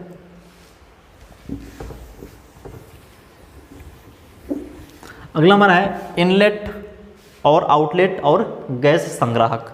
तो इनलेट क्या होता है, इनलेट एक वाल्व होता है। इस वाल्व के माध्यम से क्या करेंगे, हम जितने भी हमारे गोबर है और पानी का जो मिश्रण है, जितने भी हमारे जो मिश्रण है, वो क्या करेंगे, उस इनलेट के माध्यम से, इस इनलेट के माध्यम से क्या करेंगे, इस हम डाइजेस्टर में इनपुट करेंगे, डाल देंगे। तो एक वाल्व होता है जिसके माध्यम से क्या करेंगे, हम इसको ओपन करके और इस माध्यम से, इसके जरिए हम क्या करेंगे, उस डाइजेस्टर में अपना जो भी हमारा मिश्रण है, मल मूत्र का और गोबर का और पानी का, वो डाल देंगे। या फिर जो हमारे कार्बनिक पदार्थ हैं उनका जो मिश्रण है उसको हम इसमें डाल देंगे। ठीक है, तो ये हमारा कहलाएगा इनलेट। अब बात करेंगे आउटलेट। तो बायोगैस जब हमारा कंप्लीट हो जाएगा, डाइजेशन की जो क्रिया है वो फाइनली जब कंप्लीट हो जाएगी तो क्या होगा, हमारा बायोगैस कंप्लीट बन जाएगा। जब बायोगैस बन के तैयार हो जाएगा उसके बाद क्या होगा, जो अवशिष्ट पदार्थ हमारे इस डाइजेस्टर में रह जाएंगे उसको क्या करेंगे, उसको बाहर निकालने के लिए हम एक और वाल्व इकट्ठ लगाते हैं जिसको बोलते हैं हम आउटलेट वाल्व। ये क्या करता है कि बायोगैस की क्रिया होने के बाद अवशिष्ट पदार्थ को बाहर निकालने का काम करता है हमारा आउटलेट वाल्व। अब बात करें गैस संग्राहक। तो गैस को संग्रहित करने के लिए एक पात्र होता है जो हमारा क्या होगा, गैस संग्राहक कहलाएगा। नाम है गैस संग्राहक, जो क्या करेगा, गैस को कलेक्ट करेगा, गैस को इकट्ठा करेगा, हमारा क्या होगा, गैस कलेक्टर होगा। अब इसकी आकृति कैसी हो सकती है, गोलाकार हो, ठीक है, या फिर बेलनाकार हो या अर्धगोलाकार हो, या कैसी भी हो सकती है। अब आपके ऊपर डिपेंड है कि आप किस तरह के पात्र में गैस को इकट्ठा करना चाह रहे हो। तो गैस को इकट्ठा करेगा। ठीक है, आगे चलते हैं।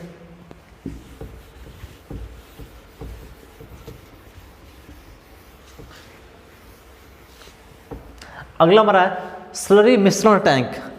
यह एक टैंक होता है जिसमें क्या करेंगे, जिसमें हम हमारे कार्बनिक पदार्थ हैं, जैसे गन्ने की खोई हो गया या फिर भूसी वगैरह हो गई, उनको पानी में क्या करेंगे, पानी में एक मिला के मिश्रण तैयार करेंगे। ठीक, उस मिश्रण को कहाँ तैयार करेंगे, तो स्लरी मिक्सिंग टैंक में। यह एक टैंक होता है, इसमें हम पानी और गोबर वगैरह का क्या करते हैं, मिश्रण तैयार करते हैं। और इस मिश्रण को तैयार करने के बाद कहाँ भेजते हैं, इनलेट वाल्व के माध्यम से हम कहाँ भेजते हैं, डाइजेस्टर में भेजते हैं। तो इसका नाम क्या है, स्लरी मिश्रण टैंक। तो इस टैंक में हम क्या करेंगे, एक मिश्रण का तैयार करेंगे और ये भी हमारी क्या होती है, सीमेंट, कंक्रीट, रेत वगैरह से मिलकर हम इसको तैयार करते हैं। ठीक, अब आगे चलते हैं, डायग्राम देख लेते हैं और वहाँ से कैसे इसको समझेंगे।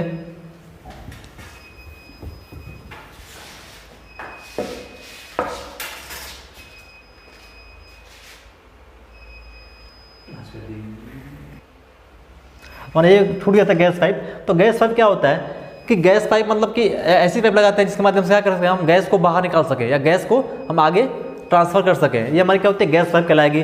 तो जो हमारा जो डाइजेस्टर है उसमें जो गैस बनेगी उसको निकालने के लिए हम एक पाइप का इस्तेमाल करेंगे जो हमारी क्या कहलाएगी, गैस पाइप कहलाएगी। और इस पाइप के माध्यम से क्या करेंगे हम गैस को जहाँ भेजना होगा हम भेज सकते हैं। ठीक है, ठीक है। तो ये आपका हो ही गया, क्योंकि हम इसमें क्या करेंगे कि जो गोबर और जो पानी का मिश्रण है उसको हम इसमें तैयार करते हैं इस स्लरी मिक्सिंग टैंक में। अब इसका डायग्राम देखते हैं, उसके माध्यम से समझेंगे कि इसमें वर्किंग कैसे होती है और कैसे हम चीज़ों को करेंगे। तो ये आपका जो डायग्राम है, ठीक है। तो ये जो डायग्राम हम यूज़ करेंगे ये अक्सर क्या होता है कि शहरों वगैरह में यूज होता है, तो इसको इस तरह से बनाया जाता है। तो ये हमारा है स्लरी मिश्रण टैंक। तो ये जो टैंक होता है स्टार्टिंग में क्या होता है, यहाँ पे ओपन दे रखा है, यहाँ पे एक ढक्कन लगी होती है, इसको हम एक वाल्व होता है यहाँ पे, ये बंद होता है स्टार्टिंग में। अब क्या होगा कि हम इस टैंक में क्या करेंगे, मिश्रण को तैयार करेंगे। किसको, स्लरी मिश्रण को। स्लरी मिश्रण कहने का मतलब क्या है कि गोबर और पानी का जो मिश्रण होगा वो इस टैंक में हम तैयार करेंगे, गोबर और पानी को मिला के एक साथ। इसके बाद जब हमारा मिश्रण तैयार हो जाएगा तो क्या करेंगे, यहाँ पे एक वाल्व होगा, इस वाल्व को हम ओपन कर देंगे, खोल देंगे। तब क्या होगा, तब ये क्या होगा कि अंदर की ओर आएगा और कहाँ आएगा, ये आएगा डाइजेस्टर में। डाइजेस्टर क्या है, ये आपका जो पूरा एरिया है ये वाला, ये पूरा क्या है, डाइजेस्टर है। इसमें क्या होगा, डाइजेस्ट मतलब क्या है, पचने की क्रिया होगी। डाइजेस्ट का मतलब क्या होता है, पचना। जैसे इसको हम बोलेंगे डाइजेस्टर बोलेंगे। इसमें क्या होगी, पचने की क्रिया होगी। मतलब क्या कि गोबर और पानी का जो रिएक्शन होगा उनसे जो गैस बनेगा, यानी कि गोबर और पानी क्या होगा इस डाइजेस्टर में सड़ेगा, सड़ने के बाद गैस का निर्माण होगा। ठीक, अब यहाँ क्या होगा, एक हमारा इनलेट वाल्व लगा होता है, यहाँ हमारा एक इनलेट वाल्व लगा होता है। जो क्या होगा, इनलेट वाल्व का करने का मतलब क्या करेगा कि इनलेट वाल्व जो हमारा यहाँ लिख रखा है ना, ये एक्चुअली में यहीं पे है। ठीक है, जो यहाँ लिख रखा है इनलेट वाल्व हमारा ये यहीं पे है। ये क्या काम करेगा, इनलेट वाल्व का हमारा काम होता है कि जो हमारा मिश्रण हम तैयार करेंगे इस स्लरी मिश्रण को टैंक में, उस टैंक को हम जब ओपन करेंगे इस इनलेट वाल्व को, तो क्या होगा, इस इनलेट वाल्व जब हमारा ओपन होगा तो ये मिश्रण हमारा आएगा इस डाइजेस्टर में। अब डाइजेस्टर में क्या होगी, डाइजेस्टिंग क्रिया होगी, यानी कि गोबर और पानी के सड़ने की क्रिया होगी। जब गोबर पानी यहाँ पे सड़ेगा तो क्या होगा, बायोगैस का निर्माण होगा। अब इसके बाद हमने एक यहाँ पे पाइप लगा रखा है, हमने यहाँ पे पाइप लगा रखा है गैस पाइप, जो क्या होगा, जो हमारा बायोगैस बनेगा इस पाइप में जाएगा। इसके बाद यहाँ पे वाल्व लगा हुआ है। अब ये वाल्व क्या करेगा कि जब इसको हम वाल्व को ओपन करेंगे, खोलेंगे, लूज करेंगे तो क्या होगा, गैस बाहर की ओर निकलेगी जहाँ पे हमें भेजना है या जहाँ यूज करनी है। लेकिन जब इस वाल्व को आप बंद कर दोगे तो गैस क्या होगी, इस पाइप में ही पड़ी रहेगी या इस डाइजेस्टर में ही पड़ी रहेगी, यहाँ से बाहर नहीं निकलेगी। इसके बाद हम देखेंगे इस तरह हमारा क्या लगा हुआ है, एक आउटलेट वाल्व लगेगा, आउटलेट क्षेत्र होगा। तो ये हमारा जो आउटलेट एरिया है ना, आउटलेट एरिया कहने का मतलब यह कि जो यहाँ पे हमारा अवशिष्ट बच जाएगा, गोबर पानी के सड़ने के बाद बायोगैस बन जाएगा, उसके बाद जो अवशिष्ट पदार्थ हमारा बच जाएगा इस डाइजेस्टर में, उसको निकालने का हम काम करेंगे किसके माध्यम से, आउटलेट वाल्व के माध्यम से। इस आउटलेट माध्यम क्या करेंगे हम, इसको निकालने का काम करेंगे। अब इसके बाद जो निकलेगा हमारा अवशिष्ट पदार्थ वो कहाँ जाएगा, वो जाएगा आउटलेट क्षेत्र में। आउटलेट क्षेत्र कहने का मतलब ये है कि जहाँ आपको खेत वगैरह में क्या करेगा, ये खाद का काम करेगा। मैंने बताया था शुरू में ही कि जो हमारा बायोगैस है उसमें जो बायोगैस बनने के बाद जो अवशिष्ट पदार्थ बच जाता है उसको क्या करते हैं हम खेतों वगैरह में डाल देते हैं, और खेत में वो खाद का भी काम करते हैं। इससे दो फायदा हो गया हमारा कि गोबर पानी का हमने यूज करके बायोगैस बना लिया, और बायोगैस बनाने के बाद जो उसका अवशिष्ट या बेकार पदार्थ बच गया उसको हमने खेत में डाल के खाद के रूप में भी उसका यूज कर लिया। तो ये हमारा क्या आउटलेट क्षेत्र होगा, जहाँ पे हमारे क्या होगी, खेत वगैरह उसमें हम डाल देंगे तो ये खाद का भी काम करेगा। तो इसकी पूरी प्रोसेस है, इसकी पूरी प्रक्रिया है। ठीक है, ये शहर में यूज करती है, थोड़ा सा सिस्टमेटिक होती है, अच्छे से बनाई गई होती है। अब हम थोड़ा देख लेंगे जो गाँव देहात में यूज करते हैं, रूरल एरिया में, वो कैसी होती है। तो ये जो हमारा टैंक है और जो हमारे सिस्टम है, ये गाँव में यूज करते हैं बायोगैस बनाने के लिए। इसमें क्या होगा कि हम गाँव में एक कुआं खोद लेते हैं। कुआं खोदने के बाद क्या करते हैं, उस कुआं को हम नीचे के क्या करते हैं कि वहाँ पे सीमेंट कंक्रीट का एक वो तैयार करते हैं। उसके बाद उसमें क्या करेंगे हम कि गोबर पानी का मिश्रण डाल देंगे, और डालने के बाद उसको एक ढक्कन से ढक देंगे उस कुएँ को। तब क्या होगा, उस गोबर और पानी की सड़ने की क्रिया होगी उस कुएँ में। उसके बाद जब उस पर गैस बन जाएगा तब एक पाइप लगाएंगे, और पाइप लगा के क्या करेंगे, गैस को बाहर कर लेंगे, और जहाँ हमें भेजना होगा या फिर जहाँ इस्तेमाल करना होगा वहाँ पर इसको हम भेज लेंगे। उसके बाद जब गोबर गैस बन जाएगा तो जो हमारा अवशिष्ट पदार्थ बचेगा उसको हम क्या करेंगे, एक इनलेट वाल्व, आउटलेट वाल्व की सहायता से बाहर कर लेंगे, और बाहर करने के बाद वहाँ पे ले जाएंगे जहाँ पे हम इसको यूज़ करनी है खाद के रूप में। तो यहाँ देखिएगा ये हमारा एक डाइजेस्टर है, ठीक है, जो क्या होगा एक कुएं की तरह होता है। बहुत बड़ा हम गड्ढा खोद लेते हैं, उस गड्ढे में क्या करेंगे कि गोबर और पानी का मिश्रण डालेंगे। वो कैसे, तो हमने पहले एक बना रखा है स्लरी मिश्रण टैंक। एक हमारा टैंक है जिसमें हम स्लरी को यानी कि गोबर और पानी के मिश्रण को कंप्लीट करेंगे, तैयार करेंगे। इसमें ये हमारा जो एरिया बना हुआ है यहाँ से लेके ये और ये, ठीक है। इसमें क्या होगा कि हम इसमें हम गोबर और पानी डालेंगे एक साथ, इसको घोलेंगे और घोलने के बाद मिश्रण तैयार करेंगे। मिश्रण को तैयार करने के बाद क्या करेंगे, हम इस इनलेट पाइप या इनलेट वाल्व कह लो, इस पाइप के माध्यम से क्या करेंगे, इस डाइजेस्टर में यानी कि जो हमने गड्ढा खोद रखा है, जो कुआं खोद रखा है, उसको में क्या करेंगे, डालेंगे। अब जो हमारा पूरा जो स्लरी मिश्रण है वो इस डाइजेस्टर में कुआं में आ जाएगा, तो इसको एक ढक्कन से हम क्या करेंगे, ढक देंगे। ढकने के बाद क्या करेंगे, कुछ दिन तक छोड़ देंगे। उसके बाद क्या होगा, जब उसमें डाइजेशन क्रिया होगी, गोबर और पानी के पचने की क्रिया होगी, तो क्या होगा, हमारा गैस का निर्माण होगा, जो बनेगा बायोगैस। अब जब बायोगैस बन जाएगा तो उसको हमें निकालना होगा, तो उसके लिए मैंने एक यूज किया डोम। डोम का मतलब क्या, छोटी सी जगह होती है, उसमें होल करके एक पाइप निकाल लेते हैं, एक छोटी सी उस ढक्कन में होल करके हम पाइप निकाल लेते हैं, और वो पाइप क्या करेगा, हमारा गैस को निकलने के लिए रास्ता प्रदान करेगा। तो हम क्या करेंगे, एक पाइप लगा देंगे और पाइप में एक हमने वाल्व लगा दिया।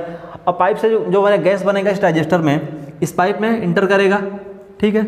इस पाइप में इंटर करने के बाद कहाँ पहुँचेगा वाल्व के पास। अब जब हमें गैस को यूज करना होगा तो इस वाल्व को ओपन कर देंगे, खोल देंगे, तो हमारा गैस क्या होगा, बाहर निकल जाएगा, हम इसको यूज कर सकते हैं, ठीक। अब जब आप वाल्व को बंद कर दोगे तो गैस बाहर नहीं जाएगा, गैस क्या होगा, इसके अंदर पड़ा रहेगा। अब ये हमारा क्या है, ये हमारा है आउटलेट वाल्व। ये हमारा क्या है, आउटलेट वाल्व। आउटलेट वाल्व कहने का मतलब ये है कि अब जो हमें डाइजेशन क्रिया होने के बाद जो हमारा अपशिष्ट पदार्थ बच जाएगा, बेकार पदार्थ बच जाएगा, उसको हम क्या करेंगे, इस डाइजेस्टर से, इस गड्ढे से या कुएं से बाहर निकालेंगे और उसको ले जाएंगे खेतों में, और वहाँ पे हम क्या करेंगे, फैला देंगे, जहाँ पे हमें खाद का भी इस्तेमाल कर सकते हैं। इसके बाद फिर क्या करेंगे, फिर नई डाइजेस्टर तैयार करेंगे, मिश्रण टैंक नया तैयार करेंगे। उसके बाद क्या करेंगे, उसमें फिर हम गोबर पानी का निर्माण करेंगे, गोबर पानी मिलाएंगे। उसके बाद फिर इस इनलेट वाल्व के माध्यम से क्या करेंगे, इस डाइजेस्टर में डालेंगे, फिर वहाँ से डाइजेशन क्रिया होगी, गैस बनेगा, फिर हम गैस का यूज करेंगे और फिर अपशिष्ट पदार्थ को इस आउटलेट वाल्व के माध्यम से बाहर निकालेंगे। तो यह प्रक्रिया बार बार चलती रहती है, इसलिए उसका बायोगैस को हम रखते हैं अपरंपरागत, नॉन कन्वेंशनल या फिर किसमें, रिन्यूएबल सोर्स के अंतर्गत रखते हैं, क्योंकि आप यह क्रिया बार बार यूज कर सकते हो, ठीक है। इसका एक फ़ायदा ये है कि इसको आप चाहो तो खाद के रूप में भी यूज कर सकते हो। जैसे हम पहले के ज़माने की बात करें तो लोग इसका बहुत ज़्यादा इस्तेमाल करते थे, जो बायोगैस हो गया, इससे खाना बनाने में काम करते थे। इसके अलावा जो आपका अपशिष्ट बच गया उसको खेतों में फैला देते थे, और यह खाद का भी काम करता था, जो फसल को उगाने में काफ़ी सहायता करता है, ठीक है। आगे को चलते हैं।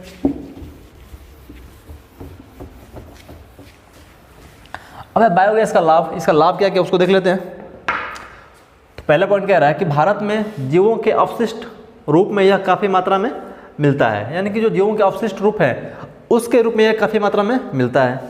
इसके बाद इसमें प्रदूषण रहित एवं नवीकरणीय ईंधन का स्रोत है, यानी कि इसमें प्रदूषण बहुत कम होता है, लगभग न के बराबर, और नवीकरण यानी कि रिन्यूएबल सोर्स है, यानी कि आप चाहो तो बार बार रिसाइकिल करके आप इसको यूज कर सकते हो, इसलिए इसका नाम दिया गया नवीकरणीय, या फिर इसका एक और नाम है अपरंपरागत।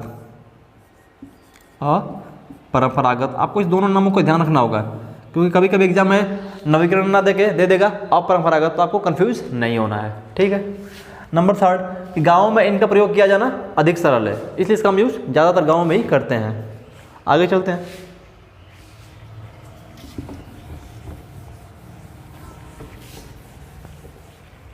अब बायोगैस की हानियाँ क्या क्या है, कह रहा है कि पहला नंबर, बायोगैस प्रणालियों की दक्षता को बढ़ाना एक कठिन कार्य है, यानी कि इसकी दक्षता को हम बढ़ा नहीं सकते, बढ़ा सकते हैं, बहुत मेहनत करना पड़ेगा। मेहनत करने का मतलब यह कि जैसे आपने एक बार गड्ढा खोद लिया, ठीक है, तो उसमें एक लिमिट मात्रा में गोबर और पानी का मिश्रण तैयार होगा, ठीक जाएगा। आपको उसकी क्षमता को बढ़ाना होगा, तो क्या करना होगा, आपको अलग से फिर से एक बड़ा गड्ढा या कुआं खोदना होगा, उसके लिए अलग से आपको स्लरी टैंक तैयार करना पड़ेगा, उसके लिए फिर आपको इनलेट वाल्व वगैरह, आउटलेट वाल्व का व्यवस्था करना पड़ेगा, तो थोड़ी सी प्रक्रिया मुश्किल हो जाती है। यही बात कह रहा है कि बायोगैस प्रणालियों की दक्षता को बढ़ाना एक कठिन कार्य है, ठीक है। इसके बाद बायोगैस में सम्मिलित कुछ अशुद्ध गैसें दहन इंजन के आंतरिक भाग को नुकसान पहुंचाती हैं। ऐसे हम जो बायोगैस तैयार करते हैं तो उसमें क्या होते हैं, कुछ ऐसी गैसें होती हैं जो हमारे दहन इंजन को क्या करते हैं, नुकसान पहुंचाते हैं। जैसे आप गैस यूज कर रहे हैं तो जो गैसें हैं उसमें कुछ अशुद्ध गैसें भी होंगी, वो क्या करेंगी कि जो हमारा दहन इंजन है, जो उसका चूल्हा वगैरह है, उसको क्या करेंगे, ब्लॉक कर देंगे, इस तरह से कुछ नुकसान पहुंचाने का काम करती हैं, जो उसमें अशुद्ध गैसें होती हैं बायोगैस में, ये नुकसान है इसका।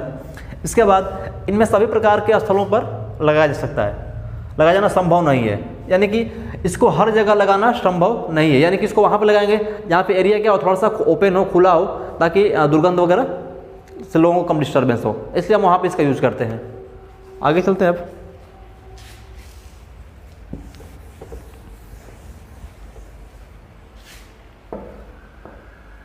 अगला हमारा है पवन ऊर्जा, विंड एनर्जी। ये भी हमारा क्या है, ये भी हमारा नॉन कन्वेंशनल यानी कि अपरंपरागत सोर्स है। कौन सा? अपरंपरागत या नवीकरण कर लो, नवीकरणीय यानी कि रिन्यूएबल, या फिर अपरंपरागत।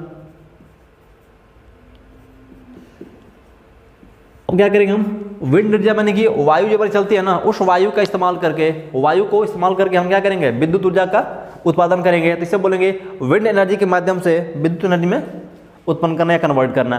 तो विंड एनर्जी कैसी होगी, यानी कि हम क्या करेंगे कि वायु के माध्यम से एक लगाएंगे ब्लेड, और ब्लेड की सहायता से हम क्या करेंगे, उसको मूव कराएंगे वायु की सहायता से। उसके बाद उससे जोड़ देंगे एक अल्टरनेटर को, और अल्टरनेटर क्या करेगा, हमारा बिजली को जनरेट करेगा। तो जनरली इसमें होता क्या है, ये होता क्या है कि जब हम बात करें जो सूर्य की ऊष्मा निकलती है, तो सूर्य की जो ऊष्मा निकलेगी तो उसमें कुछ ऊष्मा होती है जो अपने आसपास के वातावरण को गर्म करेगा, अपने आसपास के जगह को गर्म करेगा। तो वहाँ जो वायु उपस्थित होगी, तो वायु क्या होगी, जो हमारी गर्म होगी वो गर्म होने के बाद हल्की हो जाती है और ऊपर की ओर उठती है। अब क्या होगा, जो स्थान खाली हो गया वहाँ उसको स्थान को घेरने के लिए ठंडी वायु नीचे की ओर प्रवेश करती है। ये फिजिक्स का मैं आपने पढ़ा होगा, फिजिक्स में भी ये चीज़ बताया गया है कि क्या होती है कि जो हमारी गर्म वायु होती है ना, वो हल्की हो जाती है, उसका जो वेट होता है, भार होता है, वो हल्का हो जाता है, और जो ठंडी वायु होती है उसका वेट और भार ज़्यादा होता है। तो जब सूर्य की ऊष्मा पड़ती है किसी स्थान पे, तो वहाँ उस स्थान का, उस क्षेत्र का जो वायु क्या होती है, हल्की हो जाती हैं, और हल्की होकर वो ऊपर उठती हैं। जब ऊपर बहुत तीव्र गति से उठती हैं, बड़ी तेज़ी के साथ ऊपर की ओर उठती हैं, उतनी ही तेज़ी के साथ उस जगह को भरने के लिए ठंडी वायु वहाँ पे प्रवेश करती हैं। तो इस क्रिया का हम यूज़ करते हैं, क्या करेंगे कि हम एक स्थापित करेंगे विंड एनर्जी को चलाने के लिए। हम क्या करेंगे, एक टावर की तरह हमारा होता है इस प्रकार का, और इस पर क्या होते हैं, कई सारे ब्लेड लगे होते हैं, ठीक है, इस यहाँ पे कई सारे ब्लेड लगे होते हैं। हम क्या करेंगे कि इस जो हमारे वायु बार बार गर्म होकर ऊपर उठ रही है और ठंडी वायु उसका जगह घेरने के लिए नीचे गिरा रही है, तो ये क्रिया बहुत तेज़ी से होती है, इसकी स्पीड क्या होती है, बहुत अधिक होती है। तो ये क्या होगी, जो स्पीड, जिस स्पीड से ऊपर की उठेगी, जैसे हमारी ये गर्म वायु है, जिस स्पीड से क्या होगी ऊपर की ओर उठेगी, तो क्या होगा, इस फैन ब्लेड से हमारी टकराएगी, और टकराने के बाद क्या करेगी, इसको मूव करने का, घुमाने का काम करेगी। अभी जब हमारा क्या है, जब हमारा ब्लेड घूमेगा, अब इस ब्लेड से हम जोड़ देंगे इसको टरबाइन को। टरबाइन में क्या होगा, इसकी सहायता से मूव करेगा। जब टरबाइन मूव करेगा तो हम टरबाइन को जोड़ देंगे किससे, अल्टरनेटर से, तो हमारा अल्टरनेटर रिमूव करेगा। इस तरह से हम क्या करेंगे कि वायु की ऊर्जा को हम पहले बदलेंगे किसमें, हम पहले बदलेंगे यांत्रिक ऊर्जा में, फिर यांत्रिक ऊर्जा को बदलेंगे विद्युत ऊर्जा में। तो इस माध्यम से हम पवन ऊर्जा स्रोत का यूज करके हम विद्युत का उत्पादन करते हैं, इलेक्ट्रिसिटी का जनरेशन करते हैं। तो आगे देख लेते हैं।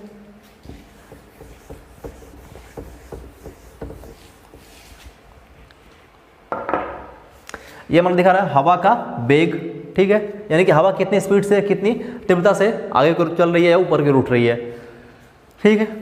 तो ये यहाँ क्या है कि यहाँ जैसे मान लो कि कोई हमने वो लगा दिया पाइप तरह का, तो क्या होगा, इसमें हवा बड़ी तेज़ी से प्रवेश करेगी, और इसका एरिया यहाँ दे रखा है, और इसका ये वॉल्यूम दे रखा है, किसका, आयतन कितना है। अब यहाँ पे हमारा क्या है, यहाँ पे हमारा पवन चक्की है, ठीक, इसको हम पूरी समस्या को बोलेंगे पवन चक्की। और पवन चक्की पे क्या होती है, ब्लेड लगी होती है। तो जब हवा क्या होगी, जब गर्म हवा ऊपर की ओर तीव्र से उठेगी और तेज़ी से बढ़ेगी, तो क्या होगा, इस ब्लेड से टकराएगी हमारी हवा, जो हमारी गर्म वायु है, इस ब्लेड से क्या होगी, टकराएगी।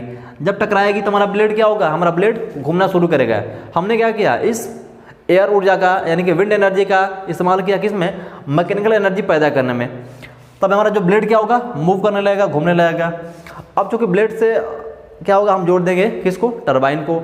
अब जो टरबाइन वो भी क्या होगी, मूव करेगी। जब भी हमारा मूव करेगा तो अब टरबाइन को एक शाफ्ट से हम जोड़ देंगे अल्टरनेटर को, वो भी क्या होगा, मूव करेगा। और जानते हैं अल्टरनेटर क्या करता है, अल्टरनेटर यांत्रिक ऊर्जा को विद्युत ऊर्जा में उत्पन्न करता है, बदलता है, ठीक। तो यहाँ पे देखना हमारी जो ऊर्जा होती है वो कैसे जनरेट होती है। तो यहाँ आइंस्टीन का इक्वेशन है, E बराबर आइंस्टीन का नहीं है, हाफ mv²। आइंस्टीन का होता है mc² ना, ये क्या है, हाफ mv²। तो m क्या है, m आपका वायु का द्रव्यमान है, वायु का द्रव्यमान, ठीक है। v क्या है आपका, वायु का वेग, वायु का वेग, ठीक है। और ये आपकी क्या है, ये आपकी एनर्जी ऊर्जा है। तो यानी कि आपकी वायु का जितना द्रव्यमान होगा और आपकी जो वायु है जितने अधिक वेग से, जितनी तीव्रता से आगे की ओर चलेगी, उसी मात्रा में, उसी रेशियो में क्या होगी, हमें एनर्जी मिलेगी। तो E बराबर हाफ mv² के माध्यम से हम क्या करेंगे, हमें मिलेगी विंड एनर्जी, वायु ऊर्जा मिलेगी। इसी वायु ऊर्जा को हम करेंगे कन्वर्ट किसमें, यांत्रिक ऊर्जा में, और फिर यांत्रिक ऊर्जा को विद्युत ऊर्जा में। तो हमारा जो वायु है उसका द्रव्यमान जितना अधिक होगा, हमारी जो वायु है उसका द्रव्यमान जितना अधिक होगा और उसकी वेग, चलने की स्पीड जितनी अधिक होगी, उतनी ही अधिक मात्रा में क्या होगा, हमें वायु ऊर्जा प्राप्त होगी। और जितनी हमें अधिक मात्रा में वायु ऊर्जा प्राप्त होगी, उतनी अधिक मात्रा में क्या करेंगे, हम यांत्रिक ऊर्जा प्राप्त करेंगे। यानी कि इस ब्लेड पे जितनी अधिक वायु और जितनी तीव्रता के साथ टकराएगी, उतनी तीव्रता से हमारा ब्लेड क्या होगा, मूव करेगा, घूमेगा। अगर इस हवा की स्पीड स्लो है तो क्या होगा, यह कम घूमेगा। ये प्रक्रिया है इसका। आगे देख लेते हैं।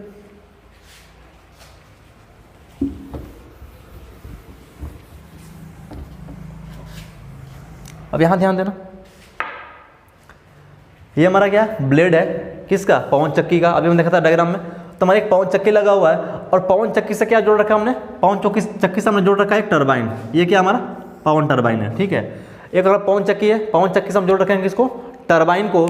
और जो हमारा टरबाइन है, इस टरबाइन के साफ्ट से हमने जोड़ रखा है जनरेटर के साफ्ट को, हमने कपल कर रखा है। तो टरबाइन का जो साफ्ट है और जनरेटर का साफ्ट है, हम दोनों को एक साथ कपल कर रखा है, जोड़ रखा है। और फिर जो हमारा टरबाइन है इसको जोड़ रखा है किससे, पवन चक्की से।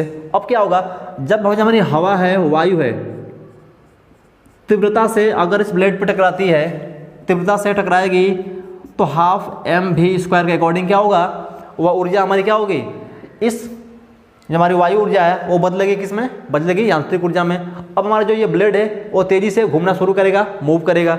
जब हमारा ये ब्लेड घूमेगा, उसके साथ क्या होगा, हमारा जो टरबाइन है, टरबाइन का साफ्ट भी घूमेगा। जब टरबाइन का साफ्ट आपका घूमेगा तो उसके साथ क्या होगा, जो जनरेटर है इसका भी साफ्ट क्या है, इसके साथ कपल हुआ है, जुड़ा हुआ है, तो ये भी क्या होगा, उतनी तीव्रता से मूव करेगा। तो यानी कि क्या होगा, जब हमारे ब्लेड से हवा टकराएगी तो ब्लेड घूमेगा। जब ब्लेड घूमेगी तो हमारा टरबाइन का साफ्ट घूमेगा। जब टरबाइन का साफ्ट घूमेगा, हमारा जो जनरेटर है, अल्टरनेटर कह सकते हैं उसको, तो भी क्या होगा, मूव करेगा।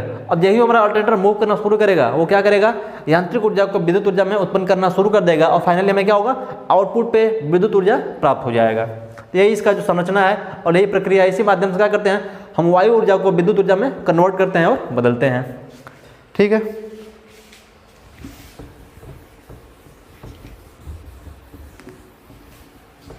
अब बात करेंगे ज्वार ऊर्जा। तो ज्वार ऊर्जा क्या होती है कि समुद्र में जो लहरें उठती हैं ना और गिरती हैं, उसी को हम बोलते हैं ज्वार ऊर्जा, यानी कि टाइडल एनर्जी बोलते हैं। ये ऊर्जा अधिकांश क्या होती हैं कि पूर्णिमा और अमावस्या के टाइम पे, पूर्णिमा और अमावस्या के टाइम में ज़्यादा देखने को मिलती हैं, क्योंकि उसमें क्या होता है कि जो चंद्रमा और सूर्य हैं वो एक सिद्ध में होते हैं और उसमें क्या होती है, आकर्षण का काम होता है। उस दौरान क्या होती है कि जो समुद्र की जो पानी है या जो लहरें हैं बड़ी तीव्रता के साथ ऊपर उठती हैं, उतनी तीव्रता से वो नीचे की ओर गिरती हैं, जिसे बोलते हैं हम ज्वार ऊर्जा बोलते हैं। तो यही कह रहा है जो ज्वार ऊर्जा ये भी क्या है, विद्युत ऊर्जा शक्ति उत्पादन में सहायता करेगा।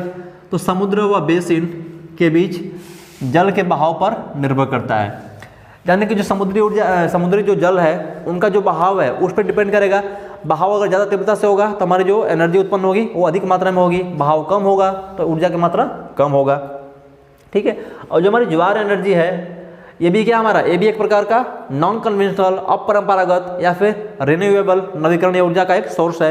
इस ऊर्जा को हम क्या करेंगे, इस ऊर्जा को हम बदलेंगे यांत्रिक ऊर्जा में, उस यांत्रिक ऊर्जा को हम क्या करेंगे, कन्वर्ट कर लेंगे विद्युत ऊर्जा में अल्टरनेटर के माध्यम से। तो क्या होगा हम देखते हैं डायग्राम, उसके बाद वहाँ से और आपको क्लियर हो जाएगा। इसमें ये होता है कि जो समुद्र की जो लहरें है ऊपर उठती है और गिरती हैं, तो उस केस में क्या होगा कि जो हमें ऊर्जा मिलेगी उससे बोलेंगे ज्वार ऊर्जा। उस ज्वार ऊर्जा को हम यूज करेंगे यांत्रिक ऊर्जा में, और यांत्रिक ऊर्जा की सहायता से हम क्या करेंगे, विद्युत ऊर्जा जनरेट करेंगे। और ये जो क्रिया होती है यह पूर्णिमा और अमावस्या के दिन बहुत अधिक मात्रा में होती है, क्योंकि वहाँ पे क्या होता है कि सूर्य और जो चंद्रमा होते हैं वो सिद्ध में होते हैं, या फिर चंद्रमा और जो पृथ्वी सिद्ध में होते हैं, उनमें क्या होता है, आकर्षण होती है। उस क्रिया में क्या होती है कि जो समुद्र की लहरें हैं बड़ी तीव्रता से ऊपर उठती और गिरती हैं, उसका हम इस्तेमाल कैसे करते हैं। ये हमारा एक समुद्र है, ठीक है। हमने समुद्र में एक टरबाइन लगा रखा है, समुद्र में एक टरबाइन लगा रखा है, और टरबाइन पे क्या होता है, ब्लेड होता है। तो क्या होगा कि देखो यहाँ दिखा रहा है कि पानी प्रवाह का इधर की जा रहा है, जो हमारा पानी है वो इधर की ओर फ्लो हो रही है, पानी हमारी इधर की ओर फ्लो हो रही है, बह रही है। तो नॉर्मल अवस्था में क्या होता है किया, ब्लेड से टकराएंगी तो ब्लेड हमारा क्या होगा, मूव करेगा। जब ब्लेड घूमेगा तो टरबाइन में क्या होगी, जो टरबाइन का शाफ्ट है वो भी हमारा घूमेगा। हमने टरबाइन के शाफ्ट को जोड़ रखा है किससे, हमने जोड़ रखा अल्टरनेटर से। ये हमारा टरबाइन है और टरबाइन का एक शाफ्ट होगा, इसके शाफ्ट से हम यहाँ एक लगाएंगे जनरेटर अल्टरनेटर, उसके शाफ्ट को दोनों को कपल कर लेंगे। जब हमारा क्या होगा, ये मूव करेगा तो हमारा अल्टरनेटर का शाफ्ट भी मूव करेगा, उसके साथ साथ हमारा जो अल्टरनेटर है उसका शाफ्ट भी मूव करेगा। जब अल्टरनेटर मूव करेगा तो क्या करेगा, अल्टरनेटर यांत्रिक ऊर्जा को विद्युत ऊर्जा में क्या करेगा, बदल लेगा। उस विद्युत ऊर्जा को हम, ये हमारा क्या ट्रांसफार्मर है, हमारा ट्रांसफार्मर है, उस विद्युत ऊर्जा को हम ट्रांसफार्मर पे सेंड करेंगे। ट्रांसफार्मर हमारा क्या होगा, स्टेप अप होगा, तो क्या करेगा, विद्युत को स्टेप अप करके यानी कि कम वोल्टेज को अधिक वोल्टेज में कन्वर्ट करके ये हमारा लगा हुआ है आगे ट्रांसमिशन लाइन को ट्रांसमिट कर देगा। और ये कहाँ जाएगा, ये आगे जाएगा सब स्टेशन पे, वहाँ के बाद आगे हम इसको डिस्ट्रीब्यूट करते रहेंगे। तो क्या होगा कि जो हमारी, ये तो नॉर्मल केस की बात करें, जब ज्वार आएगा, जब ज्वार भाटा आता है तो उस केस में क्या होगा, जो समुद्र की जो पानी है उसकी जो लहरें हैं बड़ी तेजी से ऊपर और नीचे क्या होती हैं, उठती है और गिरती हैं। तो उस केस में जो हमारा अल्टरनेटर का जो हमारा ये है टरबाइन का जो ब्लेड लगा हुआ है, ये ब्लेड क्या होगा, या ब्लेड बड़ी तीव्रता से क्या होगा, मूव करेगा, घूमेगा, क्योंकि उसमें जो पानी की स्पीड क्या होगी, बहुत ज़्यादा होगी। तो उतनी स्पीड से हमारा जो टरबाइन का ब्लेड है वो मूव करेगा, उतनी ही तीव्रता से हमारी क्या होगी, अल्टरनेटर का शाफ्ट मूव करेगा, उतनी तीव्रता से क्या होगी हमारी अल्टरनेटर का शाफ्ट मूव करेगा, तो हमारी क्या होगी, विद्युत मात्रा अधिक मात्रा में जनरेट होगी। अब जानते हो कि आप जितनी स्पीड से, जितनी अधिक मात्रा से क्या करोगे, अल्टरनेटर को घुमाओगे, उतनी अधिक मात्रा में हमारा जो अल्टरनेटर है वह क्या करेगा, यांत्रिक ऊर्जा को विद्युत ऊर्जा में कन्वर्ट करेगा, बदलेगा। और फाइनली हम क्या करेंगे कि इस ज्वार ऊर्जा से हम क्या करेंगे, हम विद्युत ऊर्जा को प्राप्त कर लेंगे, कन्वर्ट कर लेंगे। तो ये फाइनल, तो आपका जो एक चैप्टर हुआ फाइनली कंप्लीट हुआ। इसमें मैंने हर तरह के एनर्जी के बारे में पूरे एक्सपीरियंस से और जितनी भी इंपॉर्टेंट पॉइंट थे मैंने उसको कवर अप कर दिया है। तो ये वीडियो आपको डेफिनेटली समझ में आएगा, अगर नहीं आता तो एक बार दो बार देखें, चीज़ों को समझें कि कैसे चीज़ें हो रही हैं। ठीक है, फिर मिलेंगे आपको नेक्स्ट वीडियो में नए चैप्टर के साथ। Thank you.